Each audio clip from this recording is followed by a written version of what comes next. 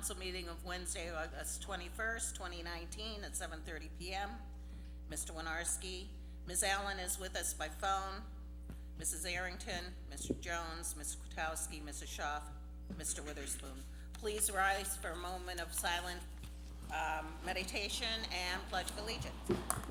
Mr. President, I would ask that we remember those in our community that are less fortunate than we are in any and every way.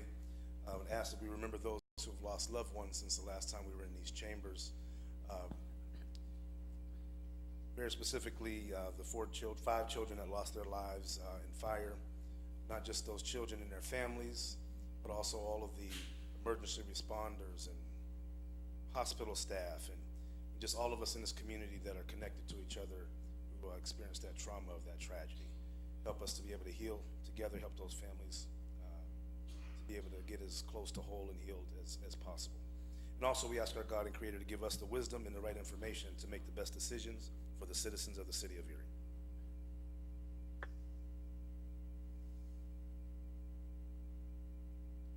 Pledge allegiance. I pledge allegiance to the flag of the United States of America and to the republic for which it stands, one nation, under God, indivisible, with liberty and justice for all.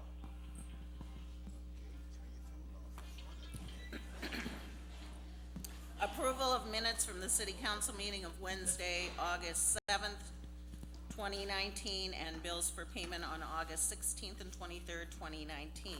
Ms. Allen, Mrs. Arrington, Mr. Jones, Mr. Kwiatkowski, Mr. Schaaf, Mr. Witherspoon, Mr. Winarski.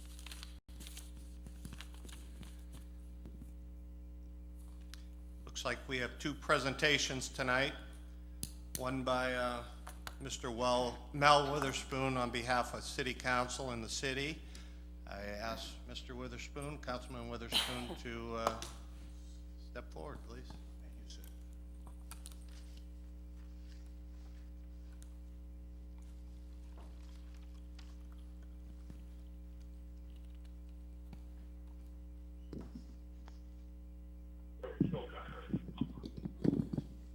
Good evening, everyone.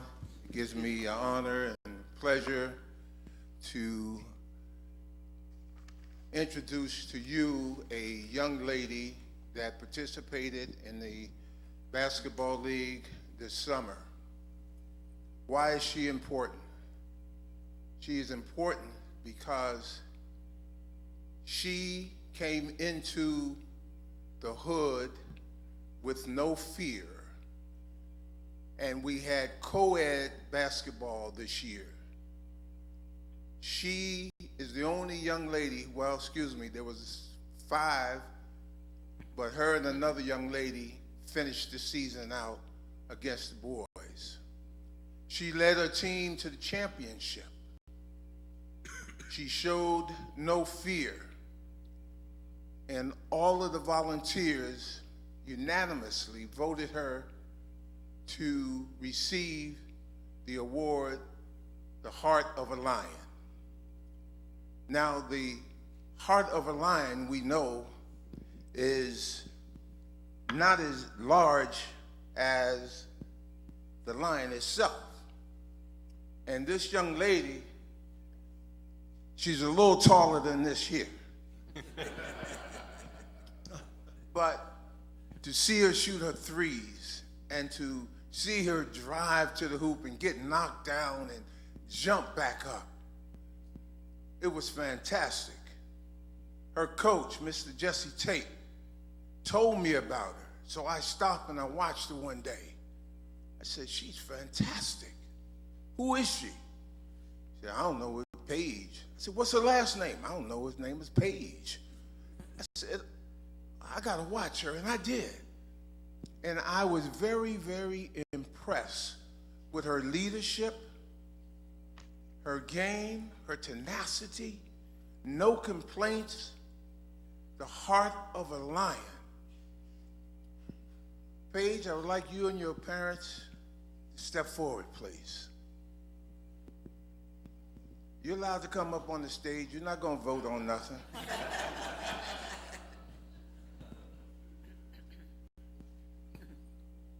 Looky here, looky here. Now face the crowd. They want to see you.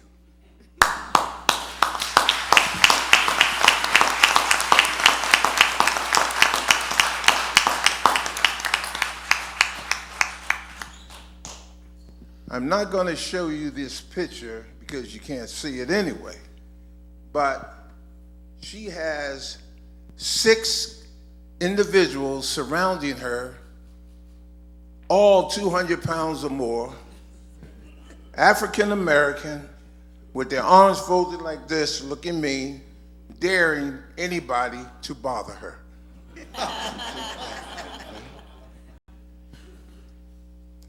And this picture is a picture of Paige doing her thing. She was tough. You know that young lady there? Huh? Oh, you're not going to, you know her? I know her. And we also have from the Erie City Council, Certificate of Appreciation to Paige, 2019 Heart of a Lion Award. This is yours too. Thank you, she said. Say that again. Thank you. Isn't that sweet? But you know, Paige, this might be the size of the heart of the lion, but you're much bigger than that. I'm going to ask you to hold that. Now, while you're holding it, you can talk if you want to.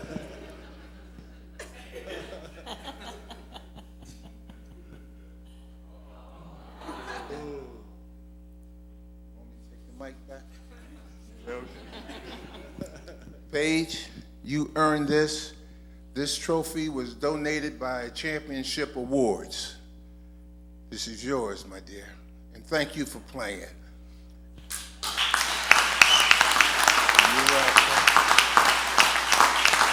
Mom, Dad.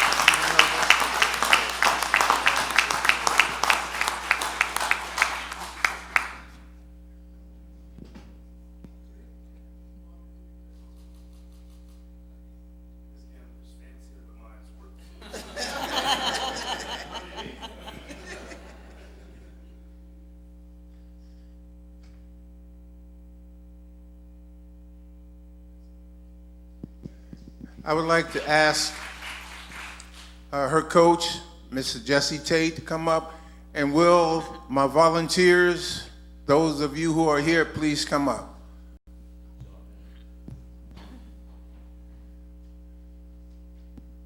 Mr. Bibbs, Assistant Security.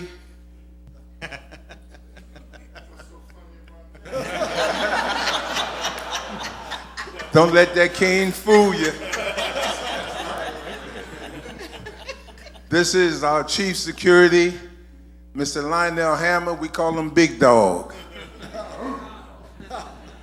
This is the man that keep our records. We call him Big Mo. Ladies and gentlemen, we thank you very much. Paige, thank you very much for enjoying and making us happy this summer. Thank you. Would you like to say something? No? Thank you for this award. You're welcome.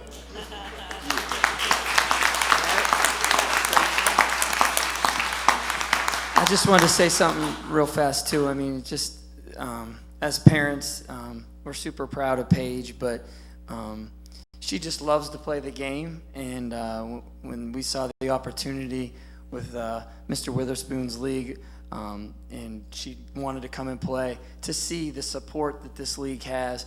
I think we were talking beforehand, it was 29 years now that this league's been going on, and what Mr. Witherspoon and these gentlemen do for the community and for these kids, it's an amazing thing. We were blessed that she was well coached, that she was playing in a league that was so well organized. We're just thrilled and very humbled by this for our daughter tonight. So thank you, and thank all of you as well.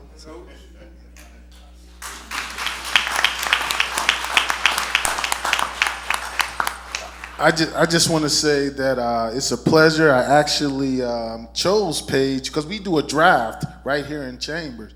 and we were going through, and Mel said, you got to have a female on your team. So we're going through, and I'm looking, and I see Garrity, and I'm like, I wonder if she's related to Aaron Garrity. I think I'll pick her. Comes to find out Aaron was her father. And then the first game, I just was like, because honestly, most people come down into the hood, they be timid. You know, they're scared, and Paige hit the ground running. And from day one, we were totally impressed. We got together, and we was like, hey, we're going to watch a couple more games, and it just never changed. So it was an honor coaching her. We actually won the championship. She was a big part of it. When she wasn't there, I remember her mom called me up and said, oh, she won't be there for a week. Now, I told the guys, I'm like, they're like, what? These are the guys, they're like, Paige is not going to be here for a week. And I'm like, I think we'll survive. But yeah, but that's the impact that she had. The guys on the team welcomed her, and it was just a pleasure this year to be coach her.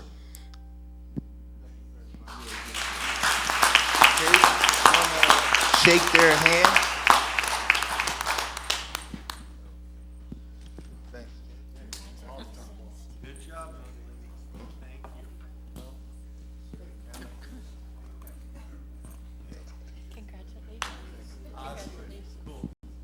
Thank you so much for all you do.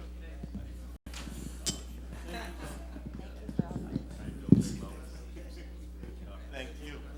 You don't want to come up?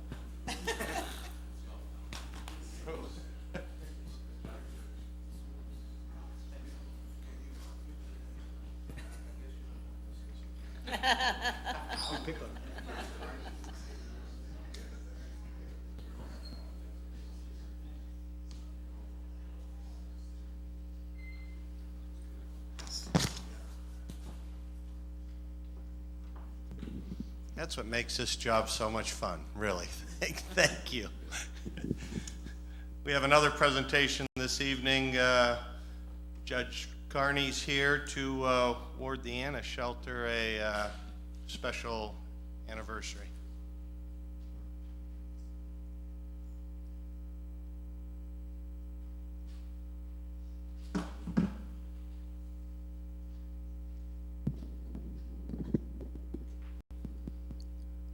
Praise be Jesus Christ forever and ever.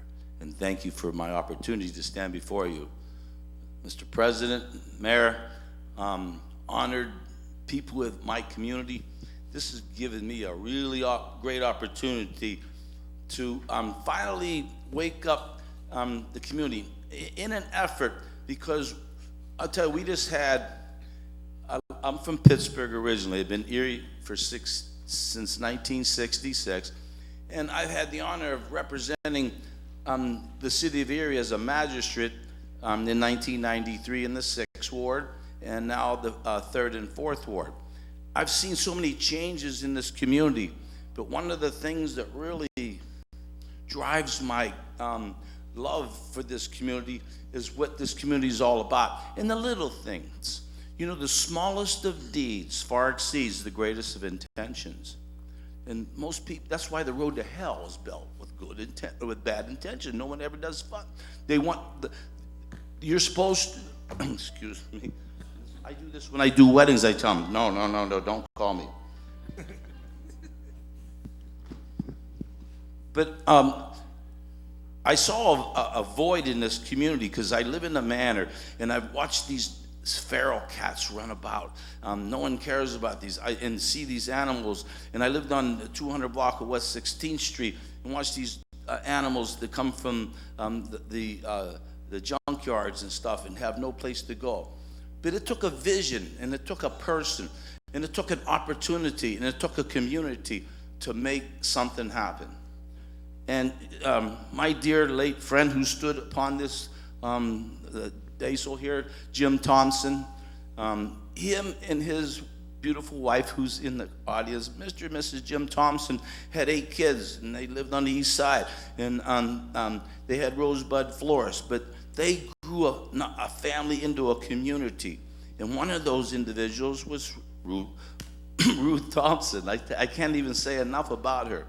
But when you start thinking about what we do for each other, this is such a commitment that what I've seen Anna Shelter do for our community, and this is their 15th anniversary. Ruth gave me this 15 years ago, and it's been on our refrigerator ever since. But I kept saying, who's gonna say thank you? Who's gonna say, we appreciate you? Well, I have the, I guess the venue of being a member of the Special Court Judges Association that go out and we reach, because we are the stalwart between the citizen and the police. So we wanna show you that we do care. I'm brokenhearted today. I had truancy hearings today. 31 parents did not show up. Thank you for showing up. We have so much work to do in this community, and it's so far from not being done, it breaks my heart. But I want to take an opportunity and thank Anna Shelter on behalf of everything they've done. And this is from the Special Court Judges Association, and it reads as such.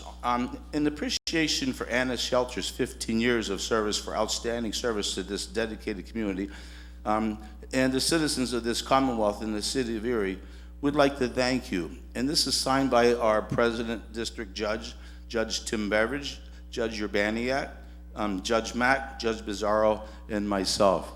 So if I could have Ruth come up here, please, and accept this on behalf of Anna Shelter.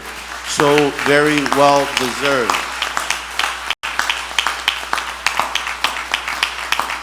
You know, it's a no-kill shelter.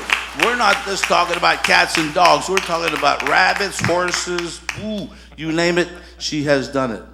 And from the bottom of my heart, on behalf of the Judges Association, I'd like to thank you on behalf of Anna Shelter. Would you please accept that? Then I have one more.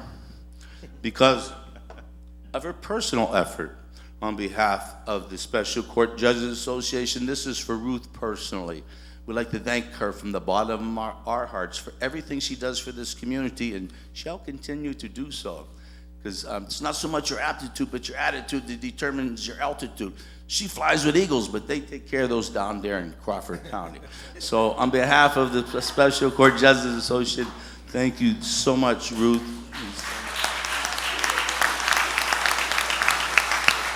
And we have another presentation here. And I will turn that over to President Jim Warnaski. We'll yield to the mayor.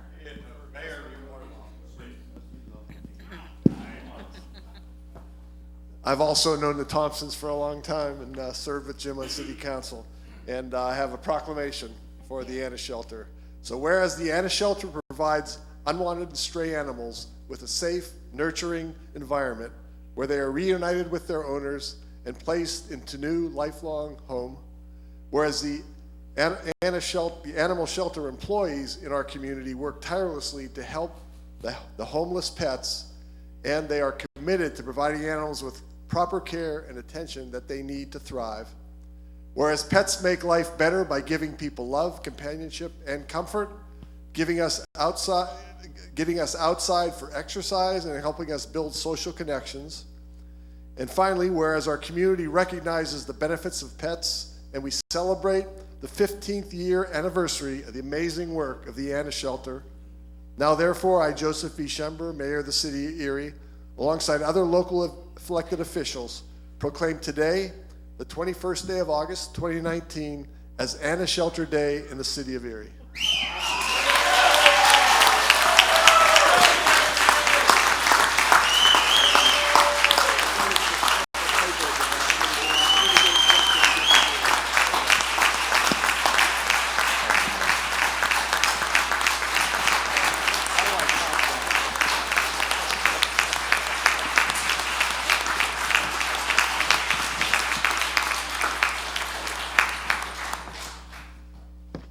That's tough for a city council to top that, but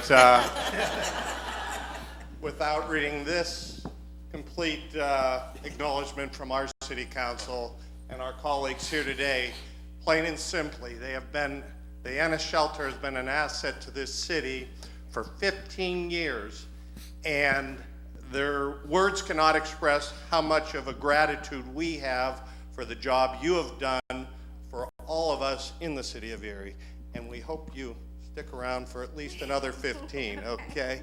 But on behalf of City Council, thank you very much.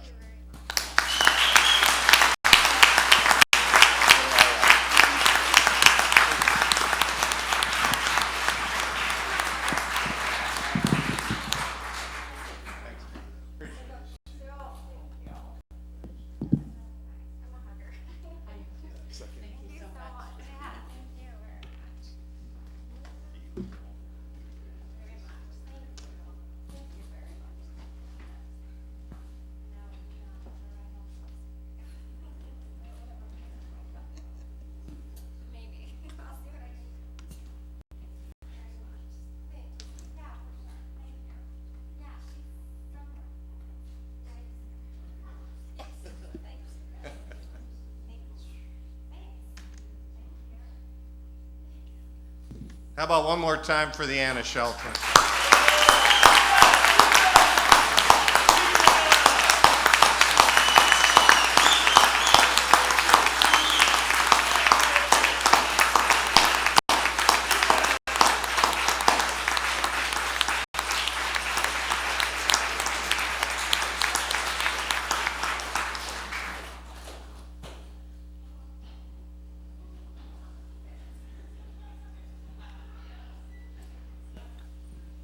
We will get on to our general business of council, but if anybody would like to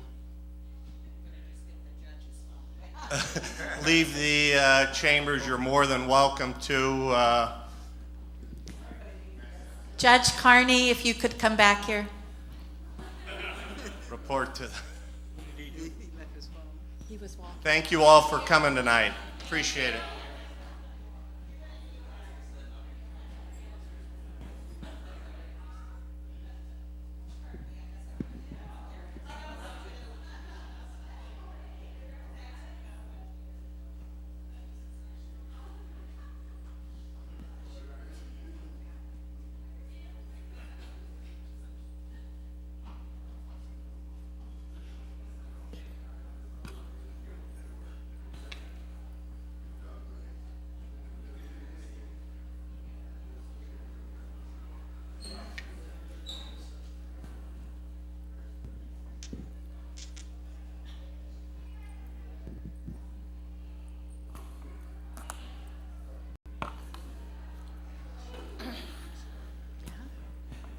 Cleared out the chambers. Thank you, Paige. See you later.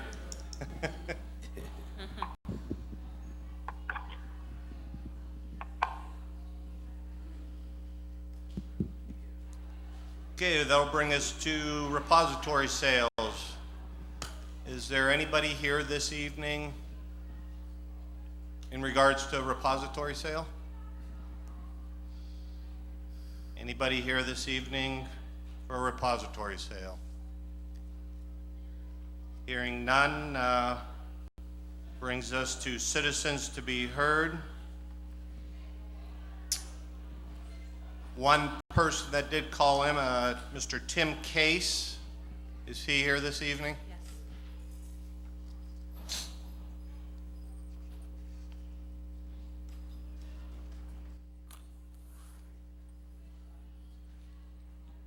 I think that's.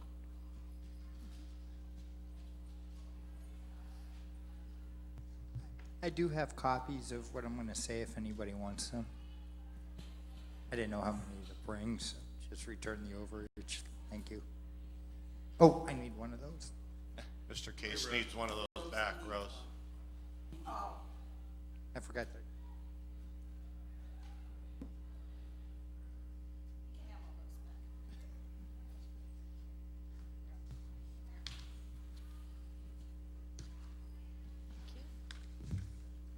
Mr. Case, if you'd please state your name and address for the record, please. Tim Case, 337 West 20th Street, 16502. Thank you. Good evening, ladies and gentlemen of council. I'm here tonight to talk to you about a sport that knows no limitations. It's been a part of every culture on earth, most for millennia and some for centuries, and can be used to bond all of our communities together. That sport is archery. As some of you know, I own a business called Archery Encounters. And for those of you that don't know, I own a business called Archery Encounters. The business was born out of the experiences of the last 12 years conducting various archery events around Erie County that have given a first archery experience to thousands of residents and visitors to the city. With this in mind, it is my desire to inform you of a few things that are in the works and capabilities that Archery Encounter has.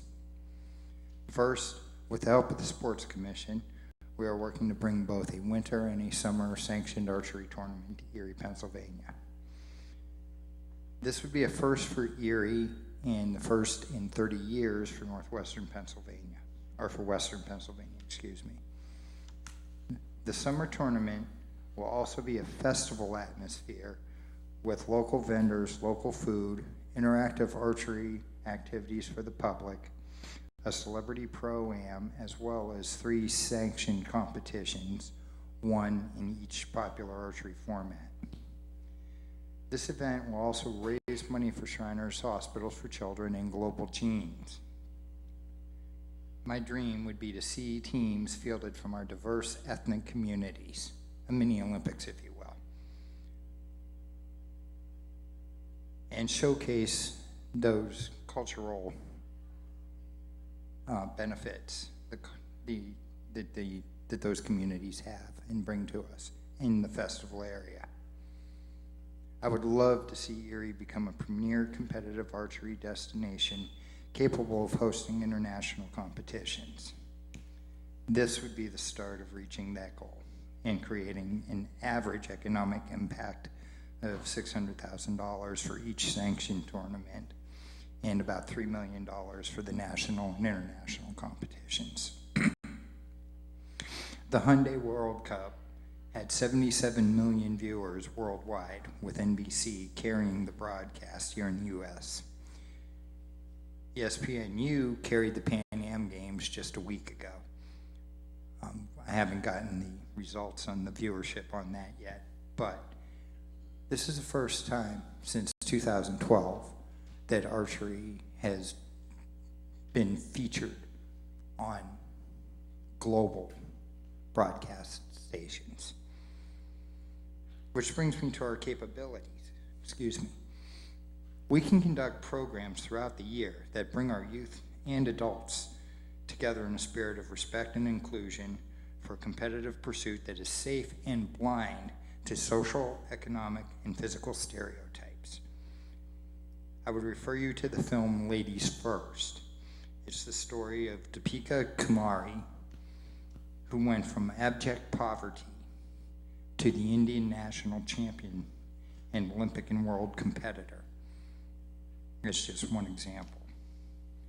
These programs are especially well suited to summer youth participation, and they have proven themselves very effective in bringing people, particularly youth, together safely around the nation and the world.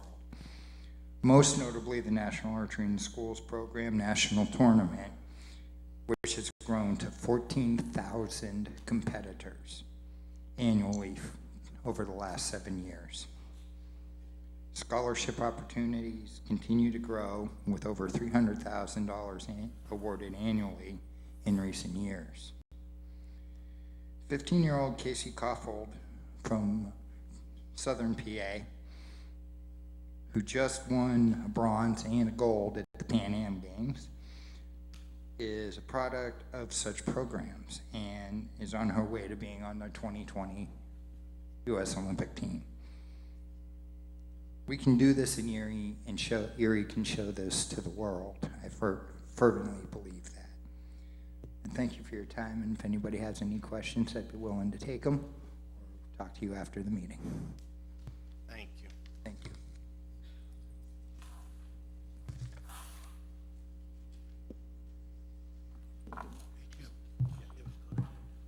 Mr. Case, can you leave some contact information? You have your name, but we don't have a number for you. Hiya.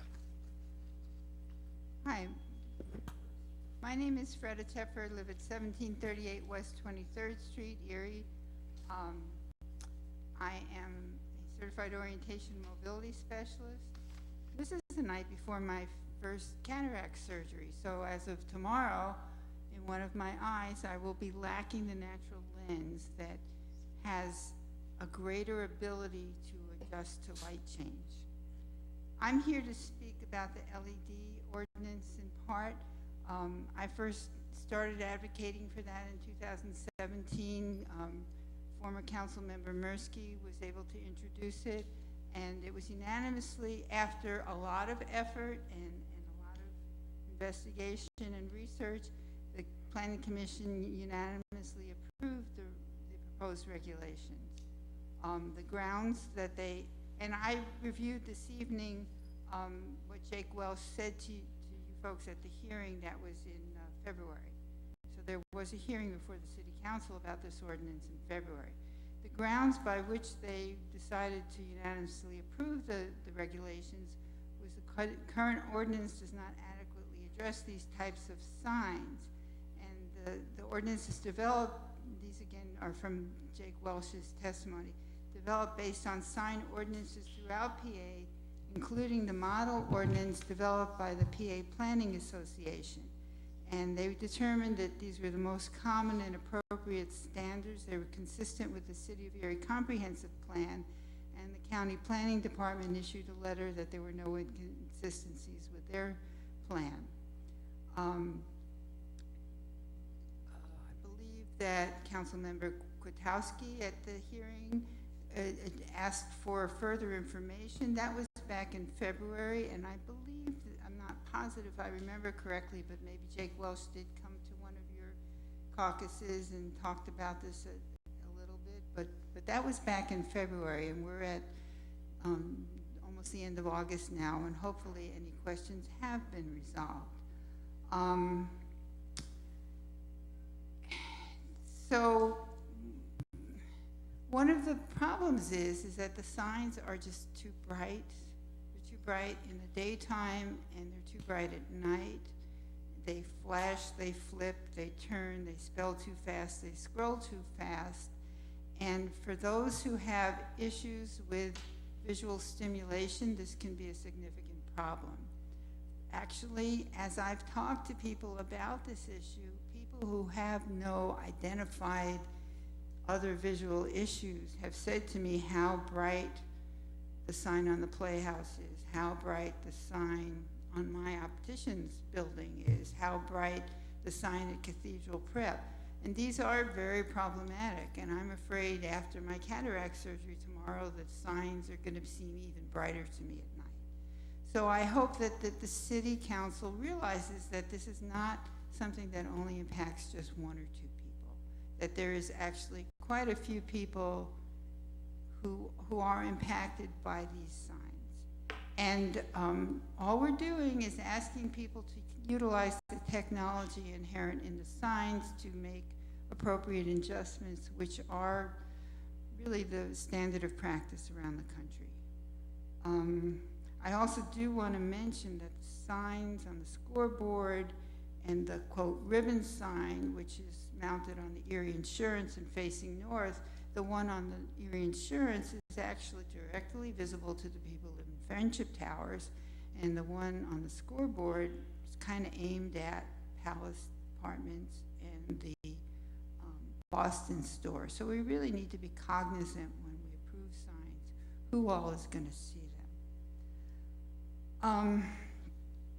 I also want to talk again about the sidewalk issues.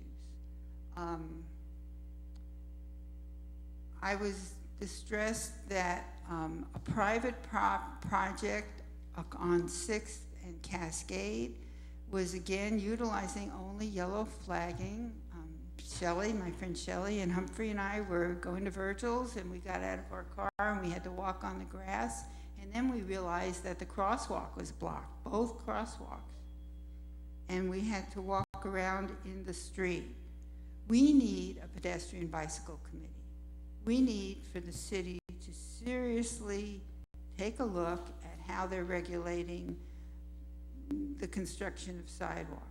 We need for the city to seriously take care of how their projects are handled. Thank you. Thank you very much.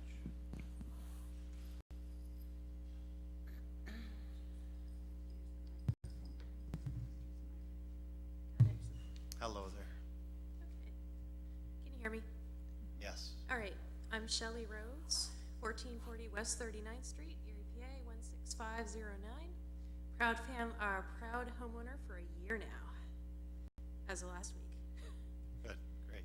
And first I'd like to say I am very excited that today is Anna Shelter Day.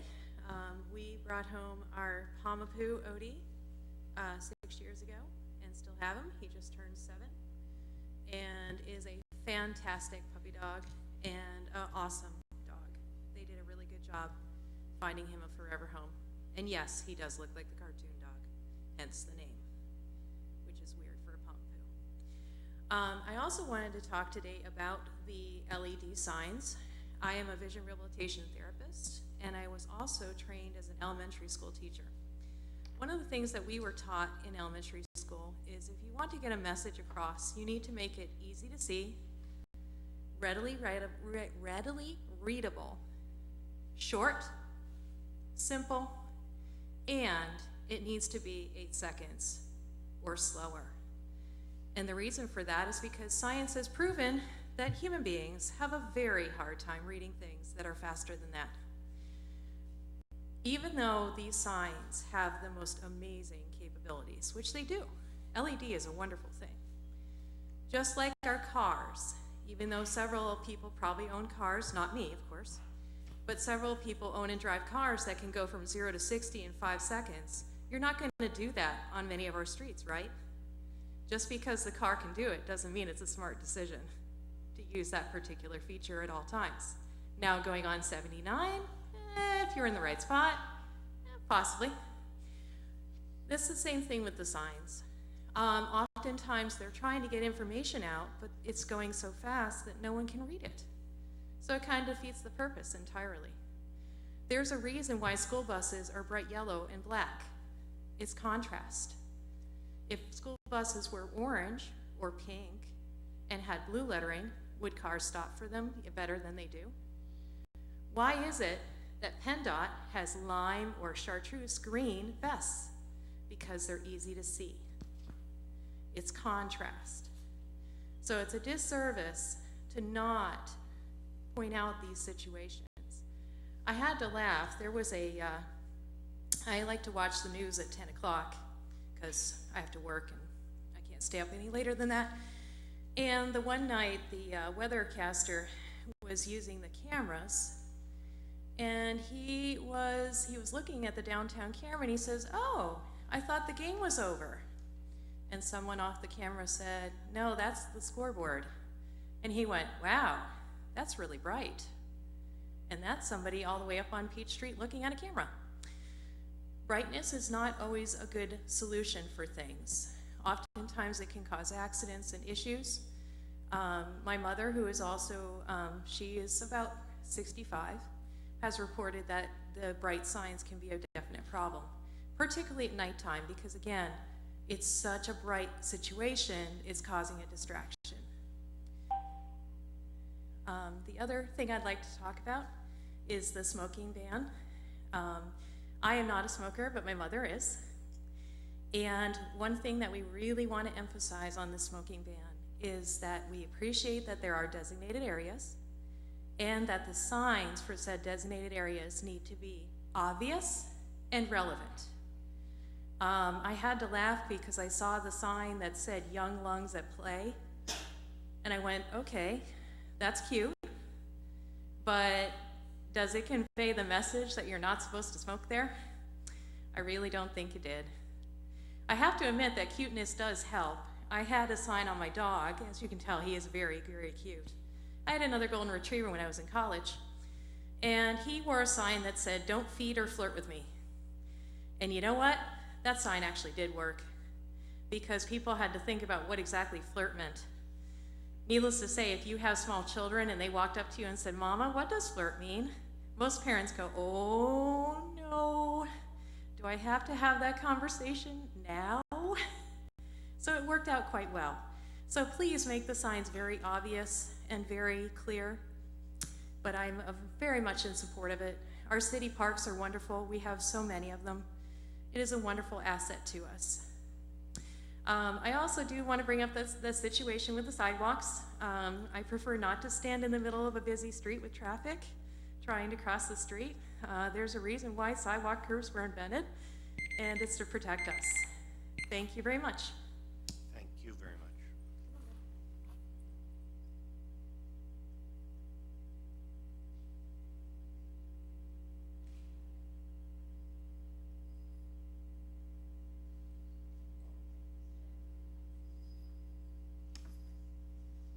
Good evening. My name is Howard Bibbs. I reside at 2931 Chestnut Street. I am here today to talk about the Blight Housing Committee. I was unanimously voted to be on that committee by City Council, and I'm on that committee with one of your colleagues, Liz Allen.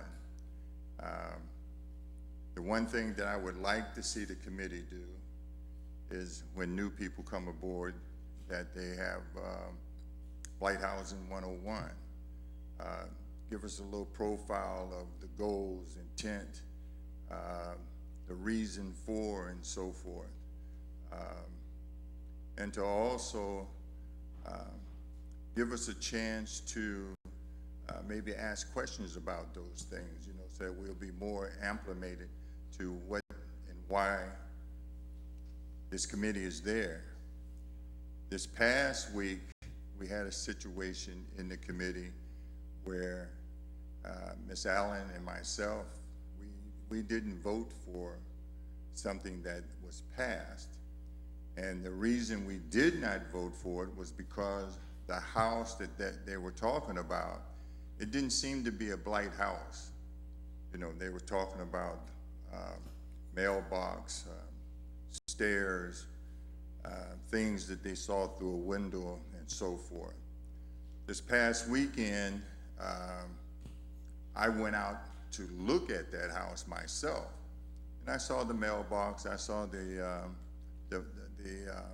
stairs and everything, but at the same time, I looked through and I saw things that were different than what was reported at the meeting, and it just made me feel like nobody really looked in the window other than myself. I also had the opportunity to talk to several people, 3 or 4 people. Started off talking with just a gentleman, then 3 other people came down and wanted to talk about this particular house. There was a lady that was very interested in buying the house. She informed me that the person that owned the house was coming to Erie to do some business about the house, and I told her, well, we spoke about that in the meeting. So I knew that she was in contact with this lady, or this individual. I shouldn't say it was a lady because I don't know. But she was in contact with this here individual. It would just seem to me that blight housing got to be more than just unoccupied. And it seemed like the main criteria for designating a place to be blight is occupation. You know, I've seen a lot of homes, well, I'm not going to mention any names, but there's some agencies around here, they have homes and they go unrented, unmanned for years. If that's the criteria, then they would have been blighted. There's been times I've gone a whole year without even renting my upstairs. I guess my upstairs was blighted. You know, so I would like to see the criteria is a little more in depth than just being blighted, just being someone is not there. I know there's also issues about water or the water pipes. I do know that water pipes can, the sediment could settle in the pipes whereby the water won't flow through the pipes. But that's not really an issue because that issue will be to whoever owns the property or whoever buys the property. And I guess if you knock it down, then I guess nobody have to worry about it. But I also talked with these 4 individuals, and no one on that block was saying that they wanted this house knocked down, which was passed on in this meeting, that people wanted the house to be knocked down. But when I went there, there was no one that wanted the house to be knocked down. I received some information from the one lady that I was speaking to, which I forgot to bring with me, but I just think something else should be done in terms of these blight housing. I think if a house is, if you're able to go into a home and live in that home, something else needs to be done with that home versus knocking it down. I think we should be trying to get people to live in that home, get them back on the tax roll, and so forth. You know, it just seems like, and I guess Ms. Allen will speak about this also, but we need to be there more than just because the law said that we have to be there, and we need to be there more to be just a yes person. And that's what I'm feeling. I'm feeling like I'm just a yes person at these committee meetings, and the only words that we say is blight, you know. Thank you, sir. Thank you, sir. Mr. President, can I just ask a quick question? Mr. Bibbs, can you say, or are you comfortable saying where this house is or where this property is? If you want to say it privately, we can talk later, but. Well, no, this house is located at 1407 East 37th Street. It's in a very nice neighborhood. The neighborhood people, they didn't mind the house being there, and they all agreed that someone they would prefer to see someone living in the house versus the house just being knocked down, grass growing or whatever. They want to see a person living in the house. All right, thank you. I just don't want to get extra time because it'll be an issue, but I just wanted to have that addressed if I could. Thank you, sir. Thank you. Hello. Hi guys, how's everybody doing tonight? Good. Good. My name is Scotty Freeman. My address is 724 East 6th Street. First things first, I want to invite every one of you guys to Fat Lenny's on September 7th. We are having the Awesome Sound Ice Cream Social. Everybody in Erie is invited. It's with the Awesome Project. I got a $1,000 grant for them to do it. We're gonna have bands, free ice cream, cheap rolled ice cream, all the other stuff that we're doing. I want everybody to come that wants to come and have a good time. All right. Now on to some more serial things. The smoking ban and the vaping ban in the parks. You probably already got your minds made up on all that. I want you to let you know, I think that it's class warfare, and it is, class is straight up. The only people smoking anymore are poor people, minorities, and disenfranchised communities for the most part. Now, including vaping in that ban as well is also just anti-science. There's absolutely zero evidence that it harms anybody on the outside. There's very little evidence that it's actually harmful to the person who's using it. Matter of fact, they're selling them in the hospitals in England. They're using them in England where they don't allow smoking inside. They allow vaping. They're encouraging vaping, and it's for harm reduction. And so I think that we as a city, especially Erie, we have a lot of smokers in this town. All right, now at my ice cream shop over there, if you'll come down there and visit with me someday, I'll introduce you to the future smokers. And those are the kids that all their parents smoke and everybody around them smokes. And if you come down to my little ice cream shop, you'll see there's a few stores around. There's a Family Dollar across the street. They sell cigarettes. There's another shop down the street. Every little store sells cigarettes. But guess where you can get a fresh banana? Nowhere. Except, of course, Fat Lenny's, who gives them to the kids if they want something. If they need a piece of fruit, they can come to Fat Lenny's and get a free banana. But they'll sell, we're selling cigarettes in our hoods, guys. Every store that you go to's got a cigarette place. Every cigarette, but then we're misled about the dangers of these. And by conflating this with cigarettes, you're putting the wrong message to the cigarette smoker, the adult smoker that needs to either quit, preferably, or switch to the least harmful alternative that they can. And that's the crux. We live in a society right now in this country that can't afford insulin for their diabetics. But yet the number one cause of preventable death, smoking. The number one cause of preventable illnesses, smoking. That means the number one cause of preventable health care costs, smoking. So we as a society must understand that people are going to continue to do that. And we have to encourage them to do, either not do it or use a less harmful alternative. Now, the other thing that's really bothering me, and it's scaring me a lot, is the media's portrayal. There's some situations going on right now in, Wisconsin and a few places, a couple other clusters, where people are vaping, quote, quote, and then they're winding up in the hospital. Now, I've been using this for 6 years instead of smoking. I've got lots of customers that have been using vape for years, and all of a sudden we're hearing about kids winding up in the hospital, and then to find out it's not this, it's the THC cartridges. It's black market THC cartridges, and they're actually causing dangers.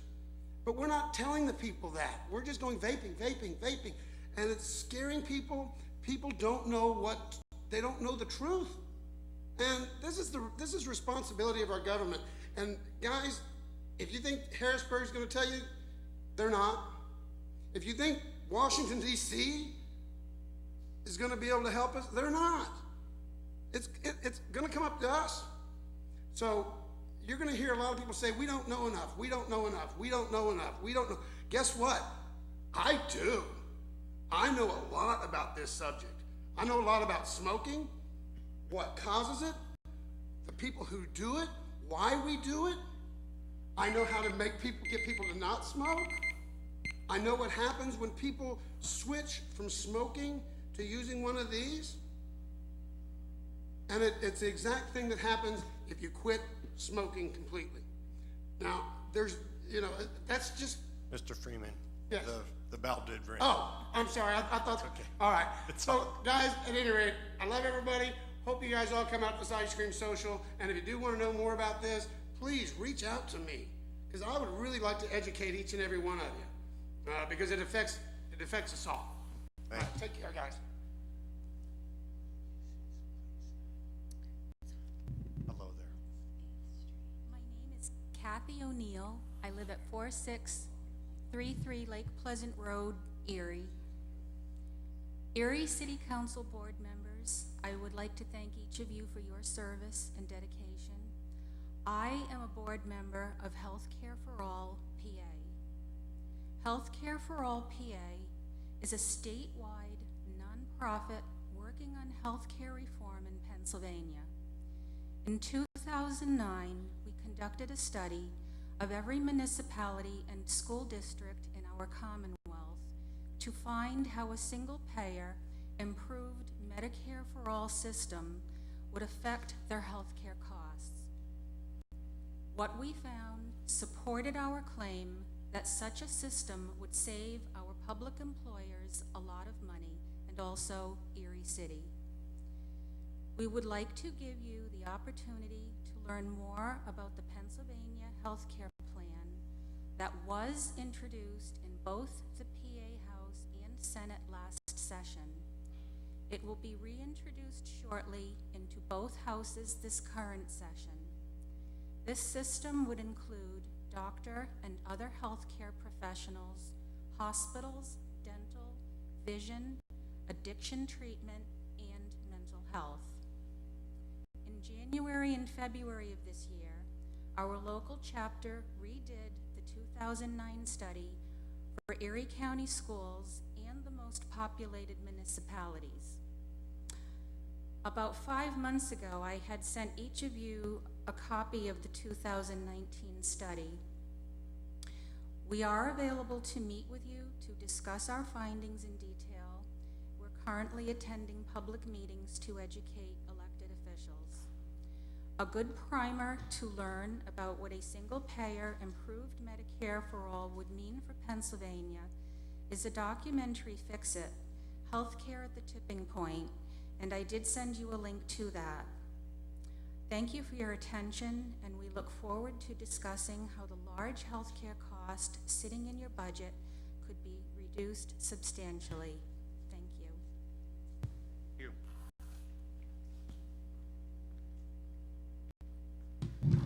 Hi, Cindy Purvis, 101 West 34th Street in Erie. I just want to tell you this microphone sitting back there, I had a hard time hearing. It's going in and out, so hopefully you can have that checked out for your next meeting. I just want to follow up on what Kathy said about our study. When we did this study in 2009, it showed that the city of Erie would save over $6.6 million annually on employee health care costs. Our study 10 years later is showing $7.3 million annually on health care cost. Well, every single employee, every single taxpayer in the city would receive comprehensive health care. So the savings is immense. The savings, I'm sure you can find other ways to spend that money to help our city. So I hope you will really consider getting behind this study and not waiting another 10 years. Thank you very much. Thank you, Ms. Purvis.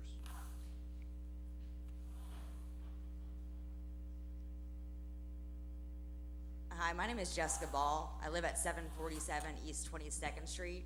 I'm here about a nuisance after-hours club, or I'm not sure exactly what it's called, but it's now named Energy.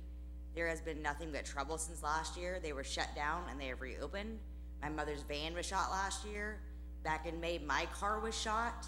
There are people urinating on mine and my neighbor's property every day, or every weekend, I should say. The people, they're hanging out in people's yards. They're pulling and blocking cars and driveways that don't even belong to them. I mean, they're shooting, the security guards are shooting bigger guns than the other people, and they're shooting at absolutely nothing. I mean, it's dangerous to the point where, you know, we have kids and elderly people that live right next to this. And it's gotta stop.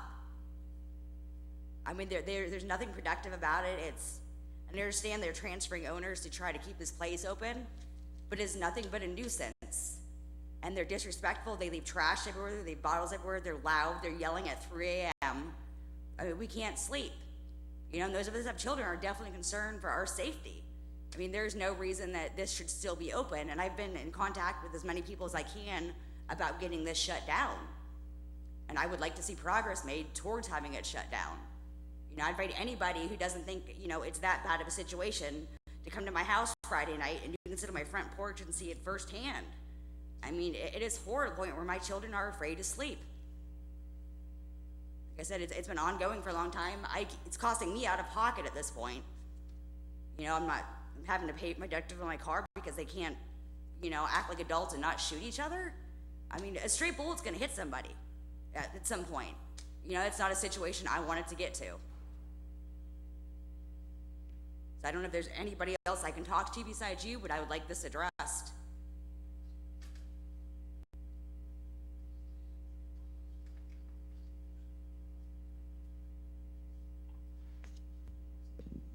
What's the address for the facility? I do not know the actual address, but it is on the corner of 22nd and Wayne.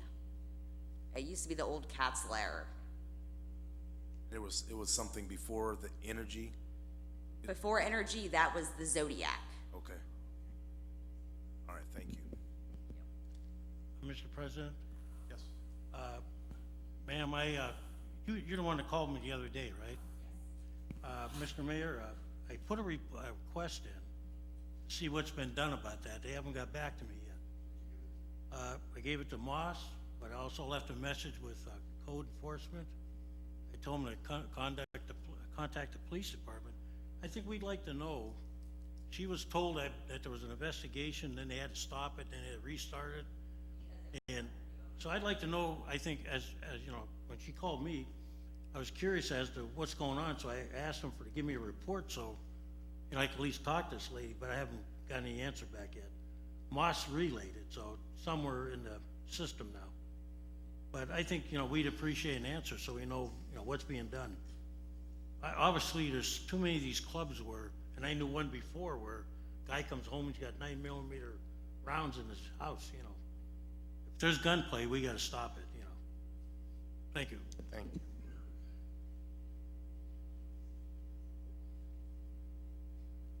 Hello, my name is Carla Bibbs, and I stay at 743 East 22nd Street. I'm coming down here to talk about the club Energy. I have a 6-year-old grandson. We were laying in the bed like 2-something in the morning, and there's gunshots, and a bullet hit my house. Now, my bedroom window is right here, and my bed is in front of it, but the bullet hit right on the side. Now, what if that bullet would have came in and hit my grandson that has a dream to be an astronaut? Or what if this bullet would have hit somebody that was in a club that had a dream to be something? Every weekend is something. They pile up in my driveway. My dog barks all night long because they don't just come in the driveway, they go all the way to the back of my house. They don't listen. If you go down there to ask the club, can somebody move their car? Because I'm not against partying, but I am against involving me in a party that I'm not involved in. They don't come move their cars, and it's just gunshots all the time, just nonstop. And the police be out there. They be out there, so I don't know how they got the courage to shoot. I don't know what goes on, but they be out there in the next block, because one day I just sat out there just watching like, when is it gonna stop this? Because when I was partying, the police could stop and break up a crowd that was in front of a bar or where you was at. They just hang out there, they leave their bottles, they leave this trash, they're pounding on my door. She is my neighbor. Like she said a group of 5 people was pounding on my door at 3 o'clock. No, I'm not gonna go open my door for you guys, but I don't wanna be involved in this stuff that I didn't involve myself in, you know? If you're gonna have something, you have to have control of your people that you have coming into your facility. So that's all I'm saying about the club Energy. Thank you.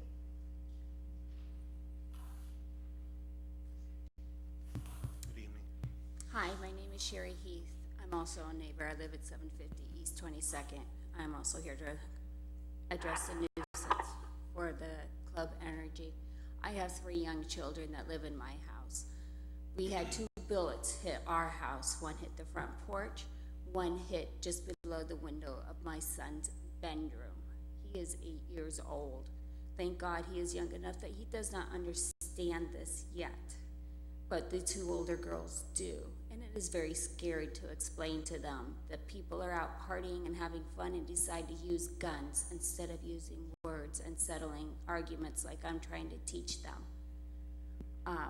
We've also had somebody shot in the leg in a drive-by shooting over this past weekend because they want to use their guns. There's garbage left everywhere. Every weekend I am out there trying to clean up my yard, clean up my neighbors' yards, because they just drop everything. They don't care who lives there. They don't care to clean it up.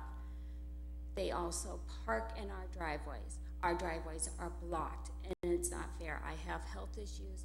There are times I have to leave to go to the hospital, and I wouldn't be able to get out because of them. People going through other people's backyards, my neighbors, I watch guys go through the alleyway, come back out between the 2 houses. They're laughing. Those are 2 elderly people that live in those 2 houses. That's not fair to them. They don't know what's going on. Something needs to be done, not just for our safety, but it's everybody's safety in the city. And that has to put up with all of this going on. Thank you. Good evening. This is kind of before I begin, but this is a life lesson, because this evening when they were bowed for prayer, Can a couple we, girls. Please have your name. Yeah, I just have one thing to say about this. A couple girls came into the room while we were praying, and I think that people need to learn respect. When heads are bowed, you know the prayer is going on and you stop. You don't proceed to go to your seat. My name is Beverly Potts. My address is 605 Elm Court, Erie, Pennsylvania. Thank you. I'm here tonight for a couple of different things. I have 3 hats on my head tonight. My first hat is I am very much in favor of the Erie Coke plant for the workers and for all those employed. I've heard so much about the Erie plant, and I've heard so much over the years about cancer and about all the situations that cause cancer. I have all these things written, and I'm not even going to tell you what it is about because I know it off the top of my head. I live on 605 Elm Court, which is right off of East Lake Road. I'm about a block away from Hammermill. And over the years, the city has proceeded to try to close industry. They don't want industry on the bayfront because they want our city to be a Las Vegas or whatever you want to call it. GAF went out, and what's happening is GAF now.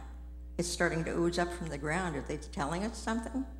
Then you go on down to Hammermill. That was supposed to be a casino. Remember that?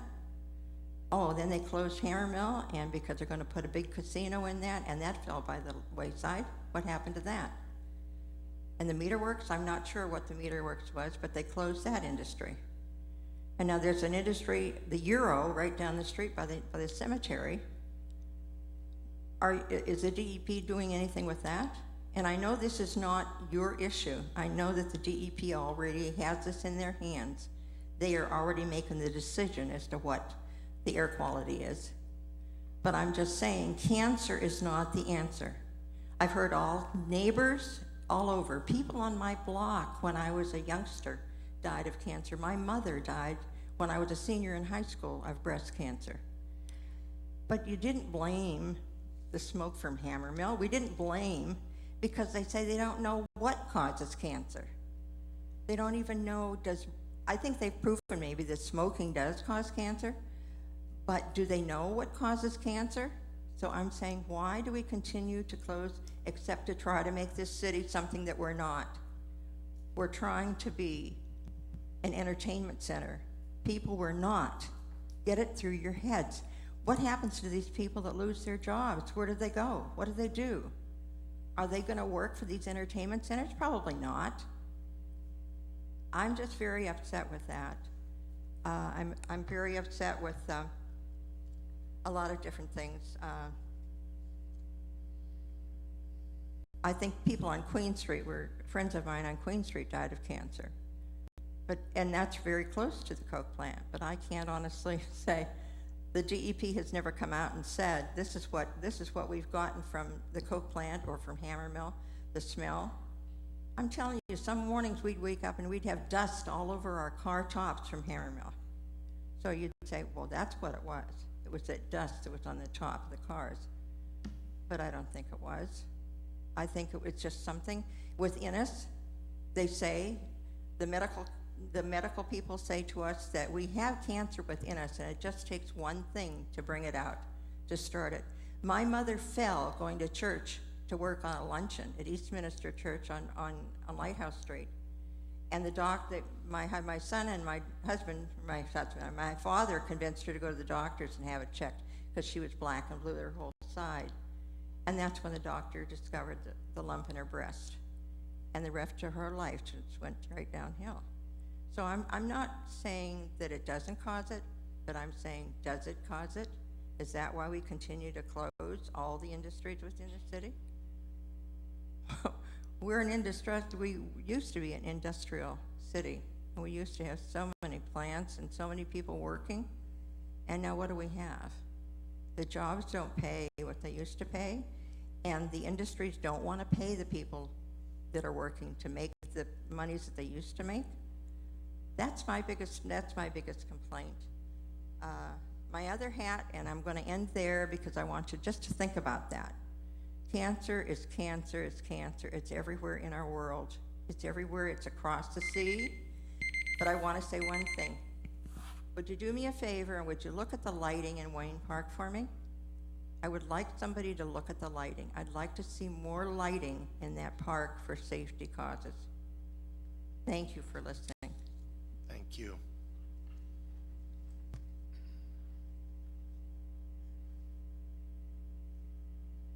My name is Roxine Benson. I live at 747 East 22nd. My daughter spoke earlier.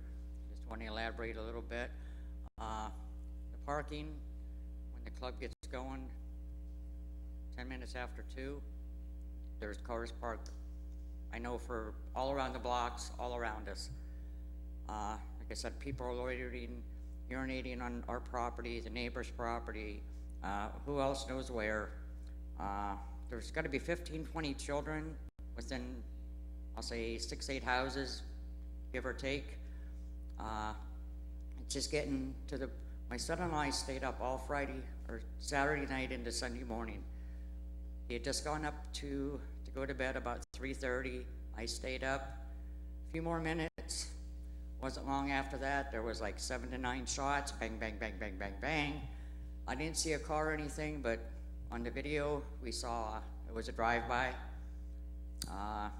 It's just getting to the point where it's almost every weekend. Nobody, you know, my daughter went, or not went after, but had it face to face with one of the people that were urinating on the house, and it was like, you know, F you, and, you know, leave me alone, and what do you care? Well, we do care because we have to live there. And I know Mr. Schember is very against smoking. Well, we're very much against having shots fired and don't know where they're coming from or where they're going to end up at. Like I said, my daughter had her car shot at. It cost her money to have it fixed, even though the insurance covered some of it. Last year, my van, at the side of my van, above my passenger front window was shot. You know, we're all down on the porch, we're watching what's going on with the police and everything. My van was parked in front of the neighbor's house, and there was 5, 6, 7 cops all over my van, looking inside, looking in the back, looking on the driver's side, and da-da-da. Well, my daughter took it the next day to go to a shelter thing. She calls me and she says, "Mom." I says, "What?" Because there was a bullet hole in your van. I said, "You're kidding me." So when she come home, we went out and looked, and I had to recall the city police. They sent 2 more officers out, but with the 6, 8 officers or whatever that was around the morning before that, they never tried contacting me. I mean, my license plate was right there. They could have, you know, called up or found out where I lived and come knocked on the door.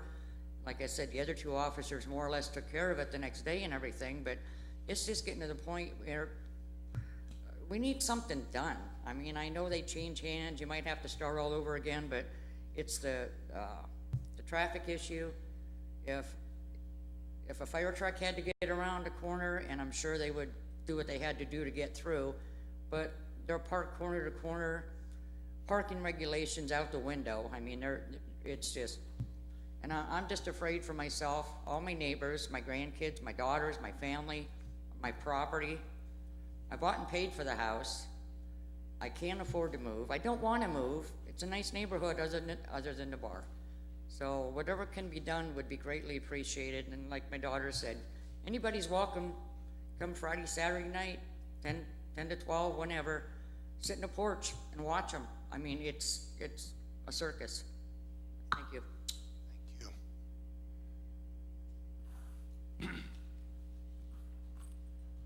Good evening, gentlemen. My name is Dale Reynolds. I live in 5940 East Lake Road, apartment 5 in Harbor Creek. I've been there since first and been very happy. There's a lot of things I can see in your city that could be, oh, by the way, my topic is senior abuse. I'll get into that a little later. There's several things I can see in safety in your community. These railroad underpasses. Can't you put something up there like McDonald's has got?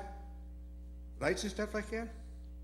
I will do it. I will pay the bill to help you out. No cost to you guys whatsoever. And this smoking, these smoker outlets where they buy the raw pack. Can't you pass ordinance to take and have a fee on that once a year? Make money that way, and then save and knock off the parking meters. Knock off the parking meters. I was in LA back in 15. They got the meters out there. They take care of the cards. I talked to a maintenance man one day. $75 of red flag. He said the city's making a ton of money. I know you guys aren't that kind of thieves, but think about it. Okay, here goes. I've been abused by the Mormon Church for 40 years. It's cost me over $2 million on a lot of things. In prison for 4 years. By the way, the crews over at 18th and Ash are super people. I guess one problem, and his name is Bombarder. He damn near killed me one time. He beat me up over a telephone call. Captain Carmen, he maced me twice. No big deal. He's a good man. All the guys, though, they know me. I was last night at 11 o'clock. I got picked up and ripped at the Lion's Den. I spent nine hours in Mayville jail because I trespassed. I went down there because I had a DVD I got from that was bad, and you get your end out of here, or we'll call the cops. Well, I called the cops. 2 Westfield cops and 2 sheriffs come along and arrested me. But it's happy ending. That gives me more bullets in my fire. Ripley is a hell of the world, even though I was born in 39. It's not Ripley I knew in the 50s. My dad was born May 5th, 1876, died December 10th, 61, of an industrial accident. He would work a volunteer around town. He'd go to the house, he'd store stuff like that, sit down, bowl with him, stuff like that. The boys at the feed mill, he'd sit and answer the phone. And that was kind of that's the way Charlie Reynolds was. My mother, well, that's another story. We won't even talk about that. She abandoned me when I was 12 years old. She was real B. She died at 98 in Quarry. I didn't even want to go to the funeral. She treated me so bad. They said, "Oh, come to the funeral." I went to the funeral. Her third husband was a Jehovah's Witness. He paid all the bills. When he died, then she went back to the Baptist. I have many stories about Amtrak. I'm going to give you one that happened when I worked as an agent. One day on a Monday, this fellow from Warren County came in there.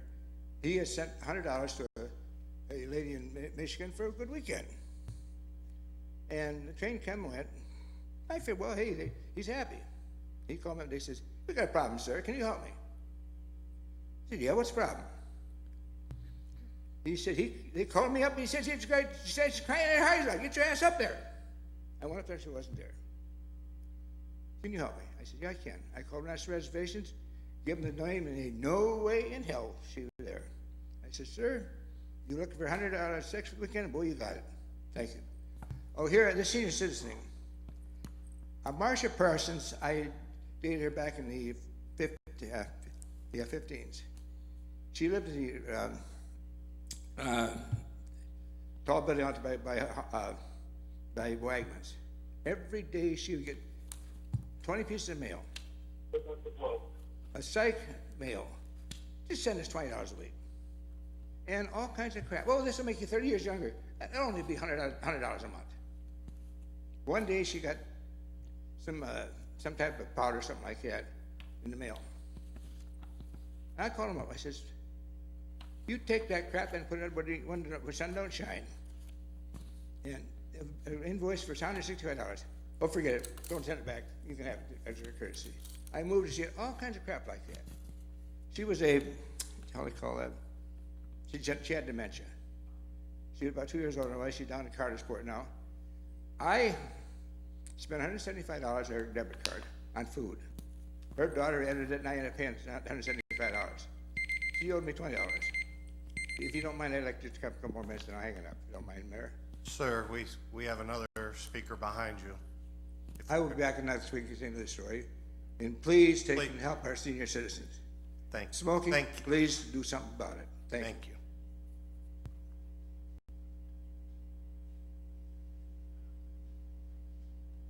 Hello there. Hello, my name is Jasmine Flores, and I live at 631 East 9th Street, Erie, Pennsylvania.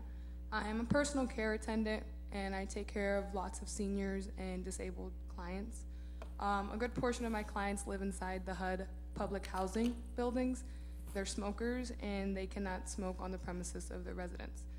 So I believe that if we are going to penalize smoking, that we need to make sure that we do have visible designated signs for the smokers to be aware where they can and can't smoke. The housing residents, they don't have many options. A lot of them do go down to Perry Square and they smoke down there. I think penalizing our less fortunate citizens will only cause a domino effect in our community, with them not being able to afford the penalties, especially if they cost money. Most of the citizens are disabled on Social Security income or Social Security disability. We also have workers from Erie Insurance, and I've witnessed bus drivers smoking in Perry Square, along with people in scrubs, which I assume they're walking over from Hammett. Who all use Perry Square to smoke? Our public events allow people to smoke while in attendance currently. To be honest, most of our community is too busy trying to survive to be involved or aware of the current changes that are happening right before our eyes. Our community has lost faith in our elected officials and the process. We as a community are not very respectable when we attack and leave our least fortunate community members behind. The decisions that are made will cause issues with our current smoking community, and though that age range ranges from young people to seniors all throughout. Our veterans smoke, our disabled smoke, unfortunately. It's a habit that until the last 20 years, people were drawn to it because it was advertised. I just think that we need to make sure we're taking all citizens into consideration because they all do live here and their options are limited. Thank you. Thank you. Do we have any other citizens to be heard this evening? Any other citizens to be heard? We'll move on with the agenda, Rose. Ordinances for final passage. Council File 16115, official ordinance number 53, 2019.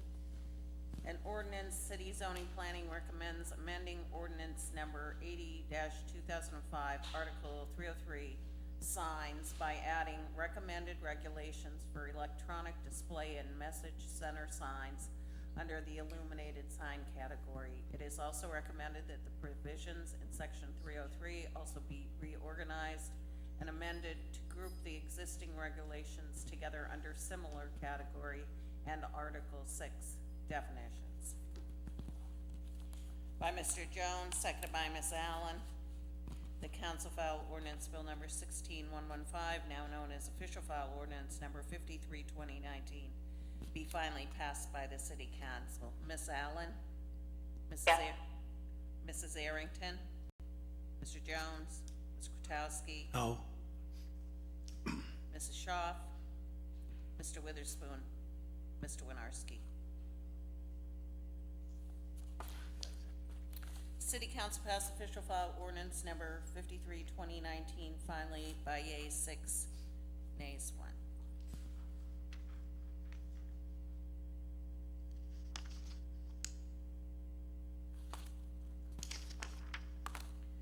Council File 16116, official ordinance number 54, 2019, an ordinance appropriating the sum of $5,500 from appropriated and anticipated revenue from Sons of Lake Erie. By Ms. Schaaf, second by Ms. Allen, the council file ordinance bill number 16116, and now known as official file ordinance number 54, 2019, be finally passed by the city council. Ms. Allen, Mrs. Arrington, Mr. Jones, Ms. Kwiatkowski, Mrs. Schaaf, Mr. Witherspoon, Mr. Winarski. City Council passed official file ordinance number 54, 2019, finally by yeas 7, nays 0.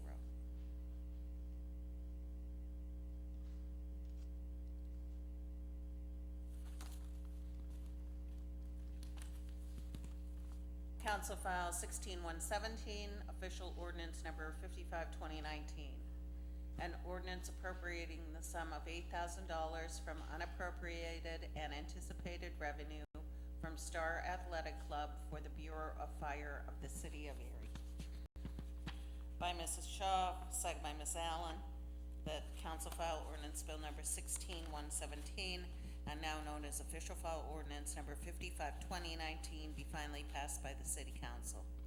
Ms. Allen, Mrs. Arrington, Mr. Jones, Mr. Kwiatkowski, Mrs. Shaw, Mr. Witherspoon, Mr. Winarski. City Council passed official file ordinance number 55, 2019, finally by yeas 7, nays 0.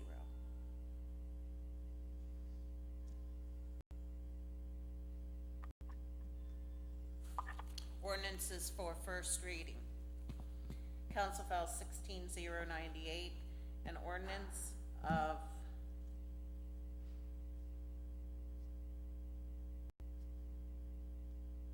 not sure if this is correct, but let me read it as it's written. An ordinance of Tile City Council of the City of Erie, Erie County, Pennsylvania, prohibiting the use of tobacco in recreational areas, parks, and playgrounds, and providing penalties for violations thereof. By Mr. Witherspoon, second by Ms. Arrington, that council file number 16098, having been read, is hereby adopted on first reading by the city council. Ms. Allen, Mrs. Arrington, Mr. Jones. Mr. President, Yes, sir. just a couple of questions. So I know some of the conversation we had around this was very, study session, very clear areas downtown in particular that were gonna be designated smoking areas. I had a question in that conversation around the other public parks and other public spaces outside of downtown. Will they also have designated areas? And at the time of that conversation, there were no designated areas for X park, maybe Roger Young Park on Buffalo Road, or Glenwood Park, Sioux Park as we called it growing up.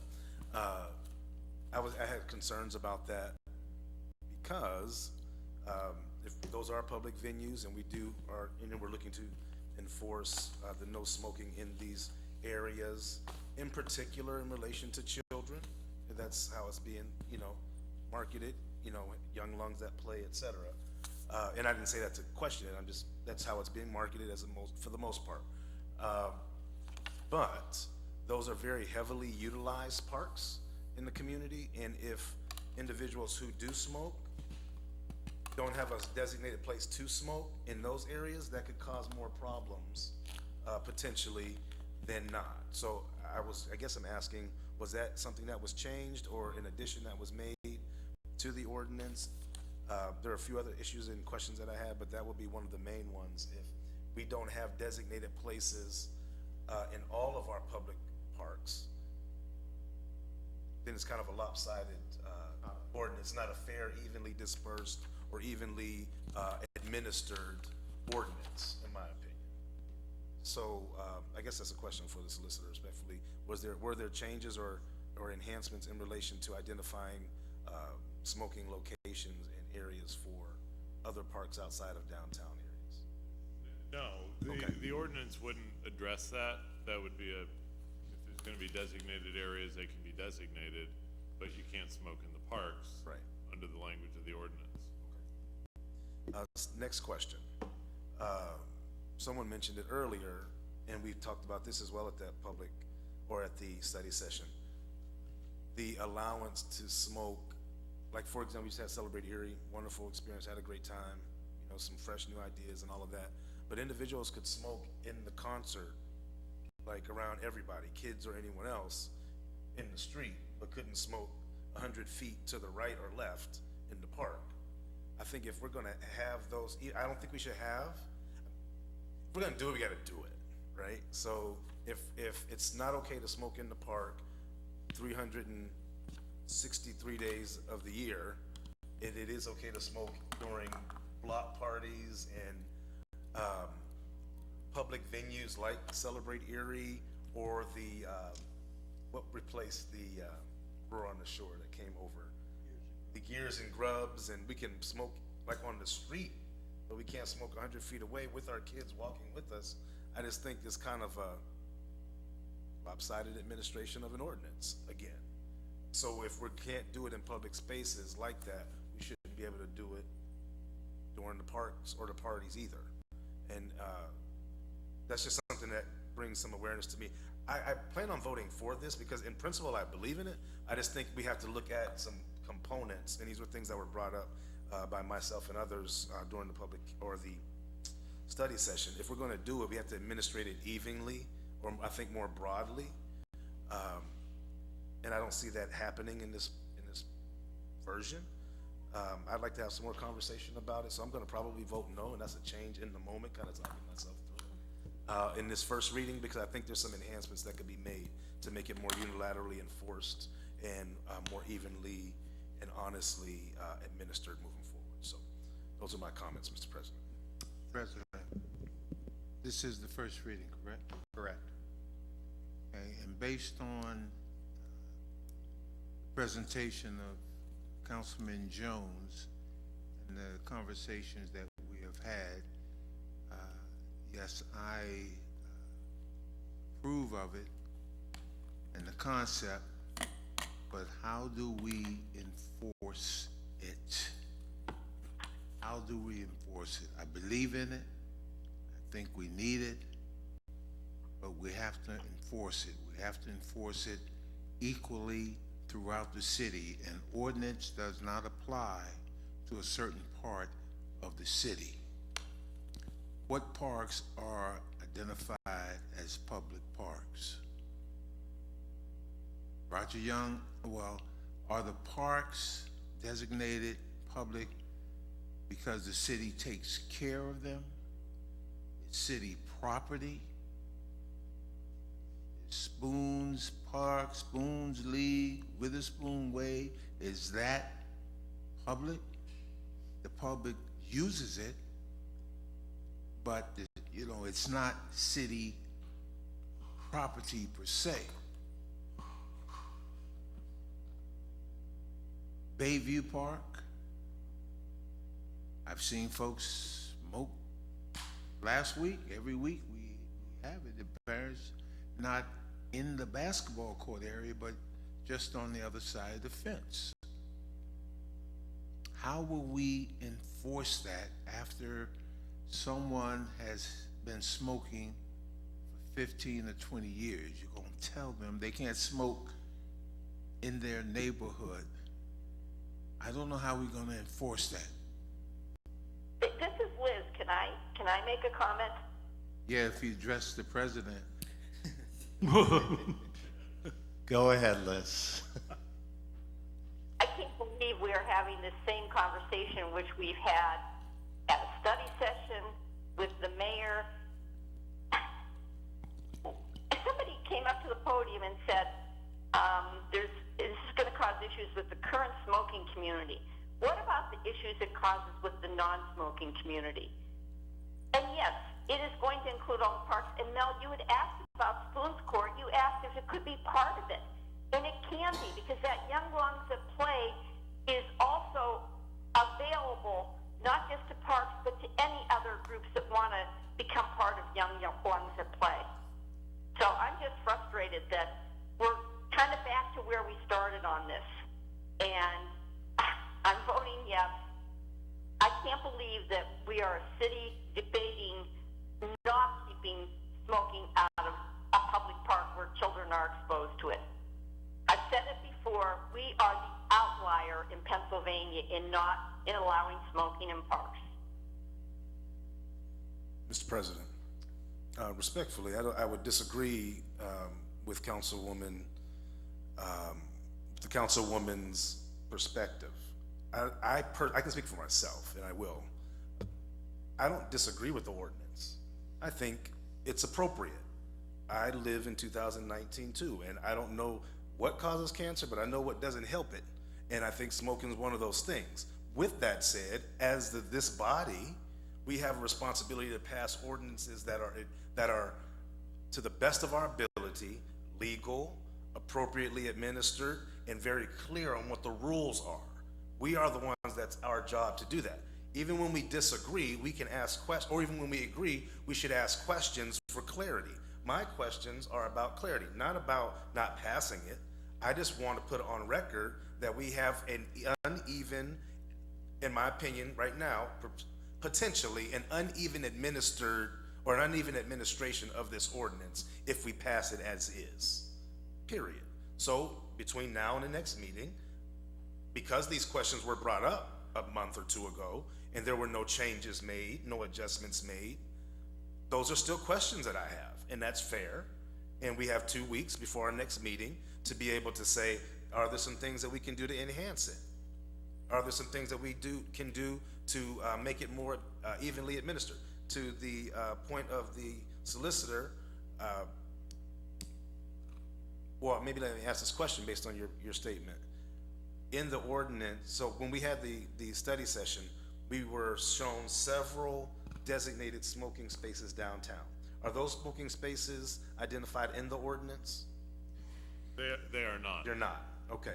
And so, but there was a lot of work put in place with Gannon and other groups to make sure that there were designated spaces for smokers downtown. I think we should do the same effort for the rest of the citizenry in the city at every park.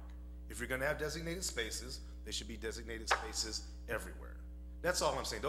And so maybe it's not in the ordinance, but it's directly connected to the ordinance, so I'm gonna bring it up during this conversation of the ordinance so that we can have, again, a clear and evenly administered, or at least enforced and administered ordinance out there.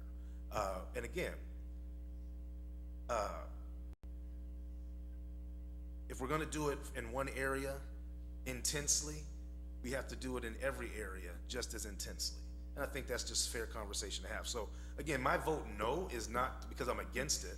My vote no is because I just want to keep it on record and have it on record before our next session that there are some enhancements I'd like to see made. And maybe some of those enhancements might be including some designated spaces in the ordinance. I don't know if that's too much work or if that's too detailed or if that's could change and it may make it, you know, not user-friendly as it should be, but at least the conversation has to be had, I think, moving forward before our next final reading of this ordinance.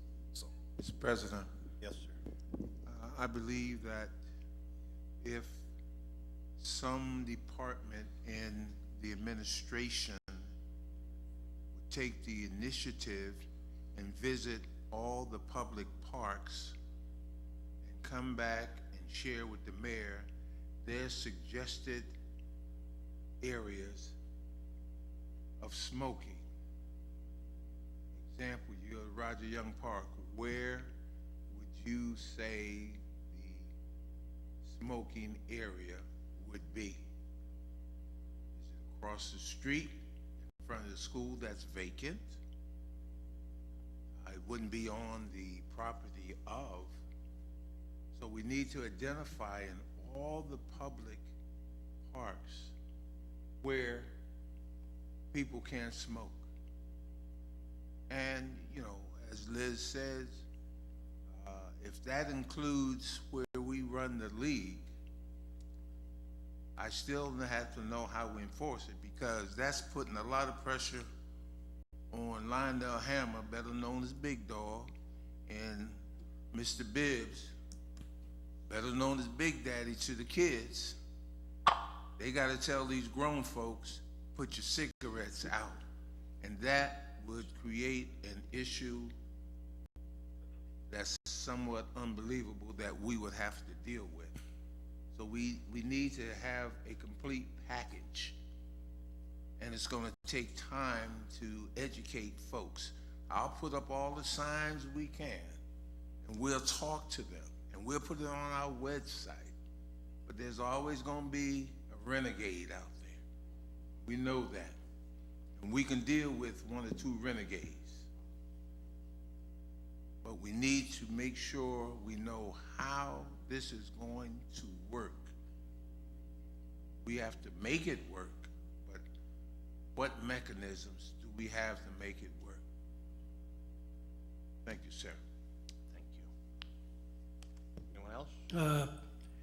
I think it's important we pass this, but I agree with a couple of council people. I see Liz's point, and I see Curtis's. I think, and I've always said this, if we're gonna do it, let's rip the Band-Aid and keep it off of everything. Even when we finally decide on the alcohol ordinance, allowing it for some things and not allowing it for others makes a mockery out of it. Today, when you go to stadiums, they've been doing their best to cut back on drinking and smoking and kind of isolating those areas. It's gonna be hard, let me tell you. When I was a young man, you could smoke on a bus, you could smoke on an airplane, you could smoke in a restaurant, you could smoke anywhere. And it wasn't easy, and the police did not go out there in draconian fashion and arrest people. It's gonna be an acquired habit that people have to get used to. And I think the pressure will be applied by other people. You set the example at your place, I set the example when I'm in a park. I think we got the police to back us up when we have to, but people have to understand that secondhand smoke is bad. I'm not gonna go into the great debate, it's why I wear this thing. Somebody very close to me is affected by it. But, you know, we gotta do it, but I agree with Curtis here. It probably should be all-inclusive. And I agree with Liz, let's get it going and, you know, let's get it passed. And we, you know, but, we need to do this and we need to, it's not picking on any one person. Look, nobody says you can't smoke on the sidewalk. That was made clear by, I believe, the solicitor. Just says you can't smoke in the park. Didn't say you can't walk down State Street. So it's not like we're shutting off the tap. Heck, when I was on the school board, you can't smoke anywhere on the whole property. And that means in your own car. And, you know, we had the same debate there, so let's just pass it. And, Curtis, I agree with you, let's fine tune it and make it all inclusive. Mr. President, I'm in agreement to passing this, and I'm gonna vote tonight. I'm gonna vote yes for it. But I think that we really need to make what we want to do in this ordinance a little broader so everybody can understand what we're talking about. We need to dot all our I's and cross all our T's, because when they look at this and read this, they need to understand exactly what we're saying. So I think we need to add more to this, but I'm gonna vote yes for it tonight, and hopefully on the second reading we can get a better ordinance written up. And then, but if they don't add anything to this ordinance right here as is, I'm gonna vote no second time around. So I wanted it a little more broader so everybody can understand exactly what we're talking about, so it won't be no he say, she say stuff. Mr. President, my turn. I am in Perry Square almost every day, and the people in Perry Square, a lot of them know me. Not a lot, but enough. And I talk with anyone who wants to talk. The one thing that I see that bothers me is the amount of butts that are on the ground. They are everywhere. And children play kickball, they're playing, and those butts are not good for them. And people aren't being polite by going to the cigarette butt places to put out. And that's one thing that bothers me, is that you just can't keep up with it. Honestly, I know this because I am in the park every other day or every day. That is a fact. Another thing is my husband's best friend got throat cancer in his 50s and is surviving after chemo, yada, yada, yada. But he never smoked a day in his life, but both of his parents were smokers. So secondhand smoke is an issue. I go on 1 week's vacation a year. Last year we went to Portland, Maine. This year we went to Folly Beach area, Charleston, South Carolina. Portland, Maine has banned smoking in their city. Charleston parks had these wonderful signs of children playing, very touching, and again said no smoking. So it's not just an Erie thing. That's my 2 cents. Thank you. Thank you. I guess since everyone else gave their 2 cents, so shall I. Tonight, I will vote in favor of this ordinance, but once again with some changes or some add-ons to it.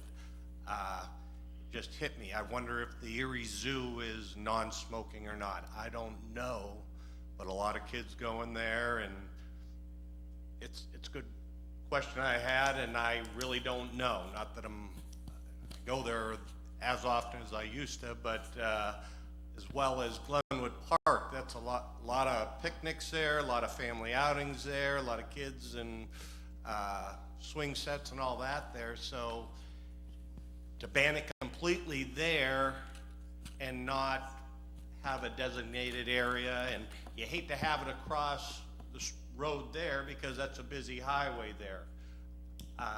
So with that being said, I'm not a smoker. I don't care for secondhand smoke, but I don't want to take somebody's freedom away without giving them an alternative. So we'll vote on this tonight on first reading with hopefully some more answers and a broader scale of it at our second reading. Mr. President, if I remember correctly, at the study session, Renee said that there is going to be a presentation in the park, and there is going to be publicity, and that there will be smoking areas.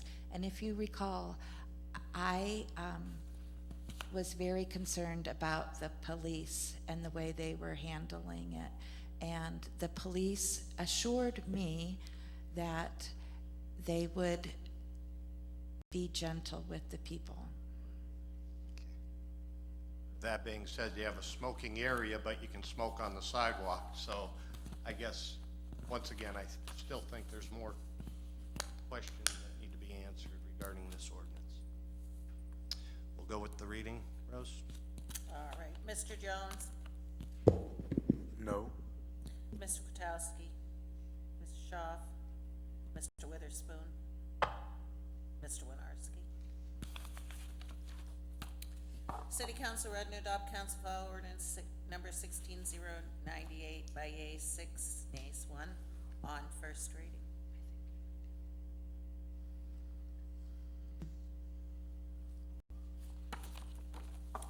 Council File 16118, an ordinance appropriating the sum of $81,709 from unappropriated and anticipated revenue and providing for the expenditure thereof, PCCD/PSN, Western District.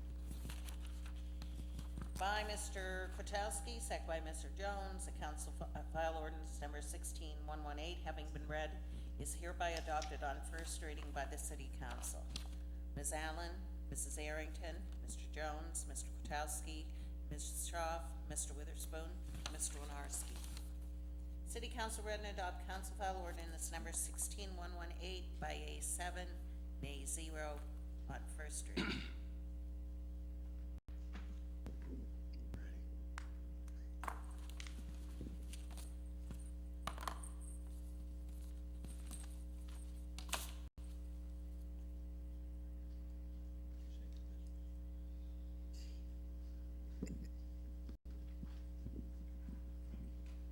That will take us to new business, Mr. President.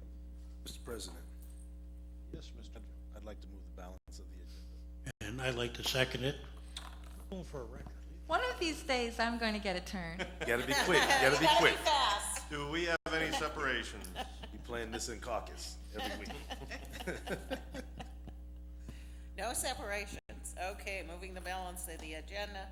Ms. Allen, Mrs. Arrington, Mr. Jones, Mr. Kwiatkowski, Mrs. Schaaf, Mr. Witherspoon, Mr. Winarski.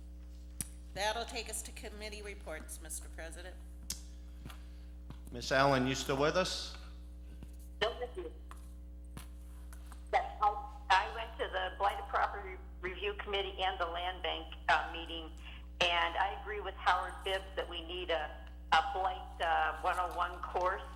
But between those two meetings, I think we're making some progress on trying to get some, like a broader look at how we move beyond just blighting properties and figuring out how to save some so that they can be rehabbed. So I have to meet with somebody from the SSJ Neighborhood Network to talk about, how we get to that point. So it's not just that we're sitting there and doing a process of knocking things down, but getting things rehab for affordable housing and also to get them back on the tax rolls. I went to the sewer authority meeting, and the elevator repairs are behind schedule, but the consulting engineer is dogging that problem to make sure that that is taken care of. I also went to the historic task force meeting, and there was the second meeting of the historic task force. A really good meeting. Everybody on the task force is very committed to giving a purpose to the task force and to actually setting goals for what they would like to accomplish within the next 2 years. Because this task force is not a permanent thing; it's time limited. So that's my report. Thank you very much. Thanks for joining us tonight. Mr. Witherspoon. Thank you, Mr. President. Ms. Allen, excuse me, on the blighted property issue, if taxes are paid, how can they say it's blighted, put it on the list for demolishing? I didn't answer that question, but I will get the answer to it. Other than that, we're going to get the answer, so we'll come back to the next meeting with all the answers, I hope. Okay, just a thought. In the past, someone said that the only report I give is about basketball. Well, if you see this young lady who received the award tonight, she is our future. My team, we work very hard. We have sometimes 100 and more individuals at the games. And our security force, along with city police, we had 0 incidents. And as a result, we also had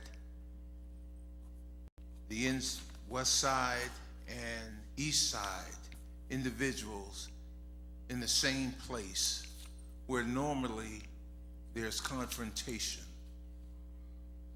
There was 0 incidents.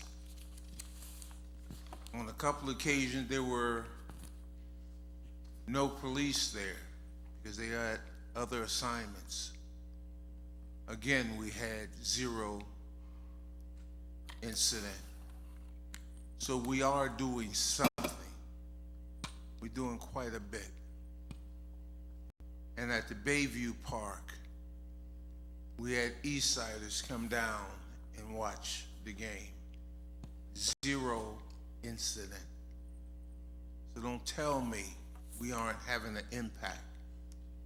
We're showing the kids that we can overcome this east side, west side confrontation. And that will carry over into the school system because they have that same problem. But we're making a major impact. Again, thanks to the city police. Thanks to Mr. Lionel Hamer. Thanks to Mr. Bibbs, Mr. Tate, Mr. Debo, and several others who is not present tonight.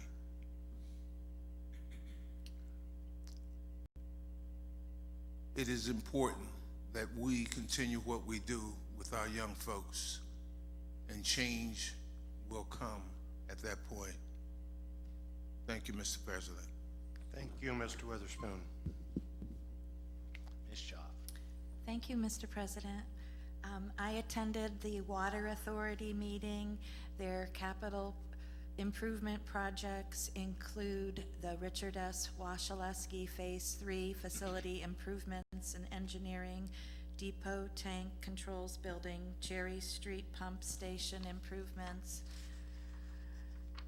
the Heritage PS roof replacement and drainage improvements, and mechanical improvements, and the East Lake Road main replacement, Irvine Bartlett water main looping projects, Eastern East Boost Pressure District, Bacon, East 11th Street, Glendale, June main replacements, and West Ridge and Millfair Road water main extension. I attended the HRC Advisory Board meeting, the Planning Commission, the zoning meeting where I testified for the three-quarter house, which got approval on Walnut Street. Very excited about that. Knocked on doors for the Count Me In survey and attended the meeting last night at St. John the Baptist Community Center.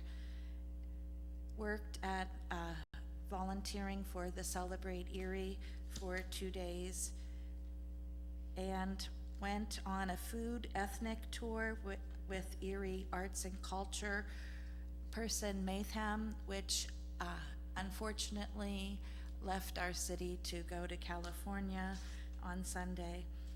But he is an excellent tour guide and inspired all of us who were on tour to shop ethnic local. I am happy that Tim Case came up today to present about his archery skills that he has. I saw him at Celebrate Erie, and there was a long line of children who were interested all three of the days that he was there, and he was very busy with that, and you could tell that the children really had a great time with that. When I was at Dollar General the other day, there were 3 Happy Box meals just dumped on the parking lot right in front of the doorway. And I am really trying to get people to just be kinder with our environment. Pollution is not acceptable in my book when there is a trash can just 3 feet away. I attended the Erie Homecoming event on the first day, but just in the morning, and was caught up in the enthusiasm just at the start of it with Charles Brown, rapper who began, and the people who did a special rendition of America. I continue to be accessible to anyone who wants to talk, and most times on my free time you'll find me in Perry Square, so that's my favorite place to be. I think that club, Mr. Mayor, if you have the power as our highest elected official to close that down, I don't know the law of it, but I'm sure after hearing the people today, you're not happy and I'm not happy, and I think everybody here is not happy. So perhaps that'll be closed very soon. So thank you to the people who took the courage to speak up. My 2 blighted houses that are huge eyesores, one was on East 10th Street near the Multicultural Center, is now torn down and you can't even tell anything was there. And I'm very happy about that because it was a terrible, terrible eyesore. And my husband just texted me today on his walk that the East Lake Road burnt house that was on the corner is no longer. Thank you to everyone who spoke today. I believe in the process. Have a great day. Thank you. First off, I want to give condolences to the family, the friends, and the Erie community on the loss of our 5 babies within the last couple of weeks due to the fire. One thing that I see that was good that came out, it brought unity to our community. You know, that's one thing we've been lacking for so long. Just to see everybody come together, show this family love, that's something special right there. And as a parent, as a mother who lost a child, it's a process. And after they bury their loved ones, it's going to be harder. So they need their family, they need their friends, they need the community. This is a lifelong pain that those mothers are going to have to endure. But I am so pleased to see our community come together and support the parents, the family. It's just a lovely thing. And then the next thing that I wanted to say was that AutoZone on Fairmont Parkway, I live over that way, and I witnessed last week they hired a professional landscape company to cut the grass, maintenance their grass, which was a good thing. But you should have seen all the paper that was on there. Instead of them getting out, picking up the paper before they cut the grass, they cut the grass and paper was everywhere. Is there something that we can do about that? When these businesses, you know, they paying these landscaping companies to come cut their property, their businesses, at least pick up the paper. It just made it, even though the grass was cut, it still looked bad because you had all this paper all tore up. So if there's something that we can do about that, I hope we can, because that was a sore sight and I don't want to see that again. And that's it, Mr. President. Thank you. Mr. Kwiatkowski. Sonia, there was a time when businesses actually cleaned their property. And you would see them go out there and water in front of their sidewalks. Those days are gone. No, they're But not, excuse me. But I agree with you. We had a parking authority meeting, which I attended, and they're still proceeding with the updates on the meters and the kiosk. Nothing new to report there until they make a decision. I'm a little concerned about their reimbursement to us, which I haven't heard about yet. So, you know, that is a concern for this council, because we are coming up to that time limit. So I would implore the administration to use whatever pressure they have, because I'm using whatever pressure I have to solve that little predicament. Met with the Aggregate Pension Board and the Water Reserve Board. Mel, we did not have a formal meeting. I will get you a copy of this. But there's good news in the fact that the Water Reserve Fund, which is the fund that we use to return money back to the city for capital improvements, a certain percentage, is now up to $12.5 million as of June. That was an increase of about $500,000 for the quarter, and our fund was ranked in the 3rd percentile of similar funds, which means we beat 97 people. The aggregate fund, the total pension fund, that's total, not each one individual, is roughly $279.4 million. And that ranked number 1 for the quarter. For the year to date, number 3 amongst typical funds, government funds, with similar investment strategies. And for 5 years, we're number 4. So we're doing everything we can there. We are victims of the market, but compared to other funds, we're holding our own. Concerning that house again, I know I said comments earlier, but we really have to do something. People that live in those neighborhoods should not expect gunfire. I met a gentleman that he was a victim of the last one we finally closed after about 3 or 4 years. His comment to me was, I should have stayed in my home country, because at least there I know, number 1, who the enemy was, and number 2, I had a weapon. And I could see it when you look at the side of his house and he had 9mm rounds. Not pretty. And these people are cooperating. They're giving us their video cameras and all that. So we need to make a concerted effort. If they're serving illegal whiskey, then that's another whole issue. You know, maybe I don't know how the LCB gets involved, but we need to fast track this. If we're gonna clean up, it's nice to clean up Perry Square, that's great. But I've often said, this is a 20-year project. Until you start going out into the neighborhoods, it ain't gonna matter what we do down here until we get people to move back into the neighborhoods. We're never gonna get the 100,000 or 120,000 that we had in the old days, until we clean up the neighborhoods. And having to live next to this, the one woman told me she'd move if she could, but she can't. That's a terrible, you know, and we all watched The Billionaire, and that looked great, but once again, we looked at that crappy building on 12th Street, and, you know, everybody was, you know, we had some nice people, he showed the nice people in Erie, but we don't need those kind of things on national TV. So we gotta do something. And to Freda's point, she brought up about closing streets and sidewalks. This has been a thorn in my side. The other day I come down here, and I'm not special, but geez, I come down for a council session, a meeting we were having, and 7th Street is closed, 6th Street is closed coming from Parade Street, and then you got Gannon, right in front of Gannon closed. Now, if you're coming down 6th Street, now I knew 7th Street's closed.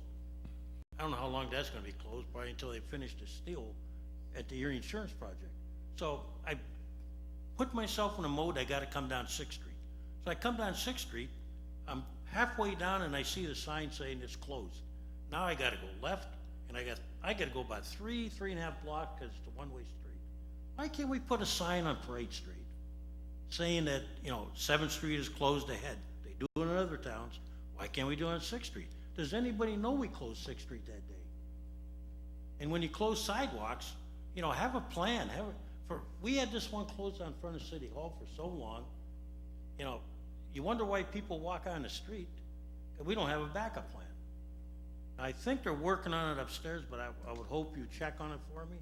But we need to have some rules and regulations about when we close off streets, how we close off streets. You know, they do in other towns. They you know, I drive through Chicago and I'll have this kind of problem. But thank you. Thank you. Mr. Jones. Thank you, Mr. President. I just want to echo again what I believe it was Mrs. Arrington said.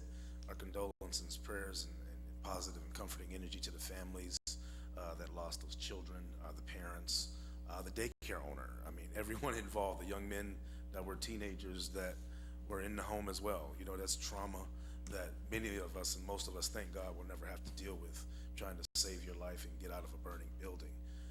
Again, for all those who helped those families to you know, provide medical assistance and hospitals and EMS and fire and police and all of those folks. Thank you, and let's continue to keep them in our thoughts and prayers. Also, the fathers, and I know you were saying mothers because mothers speak for mothers, but as a father, I'll say let's remember the fathers too, because those were engaged men in those children's lives as well. And so we want to remember that, and those men as fathers and the rest of the family. I was a part of the flagship fund meeting we had a week and a half ago. Individuals in our community through the Economic Development Department here in the city or office in the city have an opportunity to apply for certain levels of grants to enhance their businesses, to grow their businesses, to kind of, some of it is gap funding in between, some of it is startup funding, but we were able to identify some organizations and businesses that would benefit greatly, and so I was glad to be a part of that. And there's going to be a press conference, not to possibly steal the thunder of our mayor. He may mention it, but on the 29th is going to be a part of his press conference that he does. Those individuals and those businesses will be highlighted at that event. The other thing, in relation to the smoking ordinance, again, I am absolutely for it. Highlight, neon sign. I'm for it. But certain things catch my attention, just like certain things catch other council members' attention for whatever reason. And this one caught my attention as far as how we're going to administer it. And so I just wanted to make sure that we have right mechanisms in place so that we don't have to deal with potential issues down the road in relation to this particular ordinance. So just wanted to put that out there and make sure that it was very clear, my opinion and my intention and my support for that ordinance in principle and in probably 90+% of its current position or status, in its current form, excuse me. There was another thing. Oh, I also attended the Erie Homecoming. I attended both days and the night and the next day. Not because I was really crazy about all the people that were there, but I thought it was very important to hear what people were saying that had difference of opinion from myself. And this was an economic development event in our community. There were some announcements that were made that I'm sure now are very public. You know, I just think of 3 announcements that happened in the first 2 days of this week for Erie. There was like $61 million of announced funds that are gonna be coming from different places to do different things. And I think it's amazing, I think it's wonderful, I'm all in, I'm absolutely supportive. I just don't want it to stay downtown. I just don't want it to stay in certain areas of the community. I don't want those resources and projects and energy and life and vitality to not get outside of the downtown. And see, because what's happened is, on some levels, the same message that previous administrations have had, this one has, and it's the right message. We need to have a vibrant and innovative and empowered downtown, active hustle and bustle. That's important as an anchor, but it has to get outside of downtown and meet people's needs and affect them, you know, the average person outside of downtown. And so they're saying the same thing, and I agree with it. But what here is weird, it's kind of weird this time, was always talking about going south, southeast and west of downtown. But it seems like most of our energy now is north of downtown, taking and expanding the downtown north to the waterfront, to the bayfront, which is important. But it seems to be going backwards from the people in the community that we really should be doing this stuff for. And so I think we just want to not neglect the downtown, not neglect the significance of our bayfront, but also not neglect the broader of our community and finding ways to get folks. I had almost a frustration moment because I was so excited, and it was like this cathartic thing of all this money coming in, all these great businesses, the innovation district, and trust me, everything I'm saying and I experienced, I think was wonderful. But I had the thought of the Tale of Two Cities, and not so much the actual story, but the title is that we've got hundreds of people in a room at the convention center. Many of them live in Erie, many of them don't. Many of them work in Erie and all those things, but there's a whole nother group of people that have no idea what's happening, will probably not get any direct benefit from what's happening, and that's not okay. And so I just want to make sure that we're constantly promoting and putting out and making sure that this great innovation, great work, great revenue that's coming into our city gets outside of downtown and gets into the hands, into the hearts, into the accessible reaches of folks that are here every day and have been here for generations and families. So that's my report. Thank you. Oh, last thing, I gotta say this. Mr. Witherspoon. Sir. Whoever criticized you about only talking about basketball and the league and how the league helps the community, there's one person that I know that was a part of your league since he was a young man. And if nothing else, you can at least be a city councilman, 2-time city council chairman and president coming out of Spoons League. That's me. So I thank you for what you do and all those volunteers, all those folks that do things, because sometimes we see it as a sport, but it was a channel. And directly, now I was one of the kids picking up the dirt and the cups. Now I'm sitting on this dais with you for several years, and it's direct connection to folks like you, organizations and groups like Spoons League, and thank you for that. So I wanted to say that too. Thank you very much, sir. Thank you, Mr. Jones. No report other than I did get a letter from Peter Burton from Burton Funeral Homes, addressed to myself and colleagues on council, but it hit me to an extent I definitely want to share it, and I'm just try to give you a summary. I'm just going to read it word for word, but it goes as this. Dear President Winarski, words cannot express the gratitude, respect, and appreciation for the men and ladies from the Erie Fire Department and the Erie Police Force with respect to the 5 young lives that were taken this past week. When the funeral procession wound its way from the Bayfront Convention Center through town to Erie Cemetery, every intersection had either a fire department member or a city police out of their vehicle, standing at attention, saluting, or with their hands on their heart as the motorcade passed by them. The impact that this showed our community is why we all live in Erie, Pennsylvania. Our community poured their hearts out of these young lives. Everyone's generosity was overwhelming. The fact that Chief Guy Santone and our Mayor Joe Schember were able to speak at the children's funeral service continues to show the respect and admiration that the City of Erie officials deserve. Again, from Burton Funeral Home, serving downtown since 1876, a sincere thank you. You all continue to make us proud to be part of this community. Peter J. Burton, President. That's good. That's all I can say. God bless. Mayor Schember. Thanks, and I'll be brief because it's way past my bedtime. But I was also, very moved by the loss of the 5 children, the fire that several of you talked about.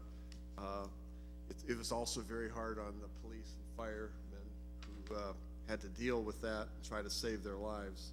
But I really agree with Mrs. Arrington that one of the things that came out of this was really a unique unity in our community that I think we haven't seen in a long time. With regard to the Club Energy, the police are actively investigating that, as well as another problem establishment. I'm not going to tell you where that one is, but and what I would do is encourage neighbors to please report all incidents immediately, as quickly as possible. It is kind of a long process. We're a free society, and we can't just close a bar or, based on my whim.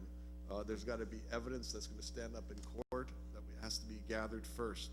So I really encourage residents, if there's an emergency situation like gunfire, people fighting, anything, call 911 and report it.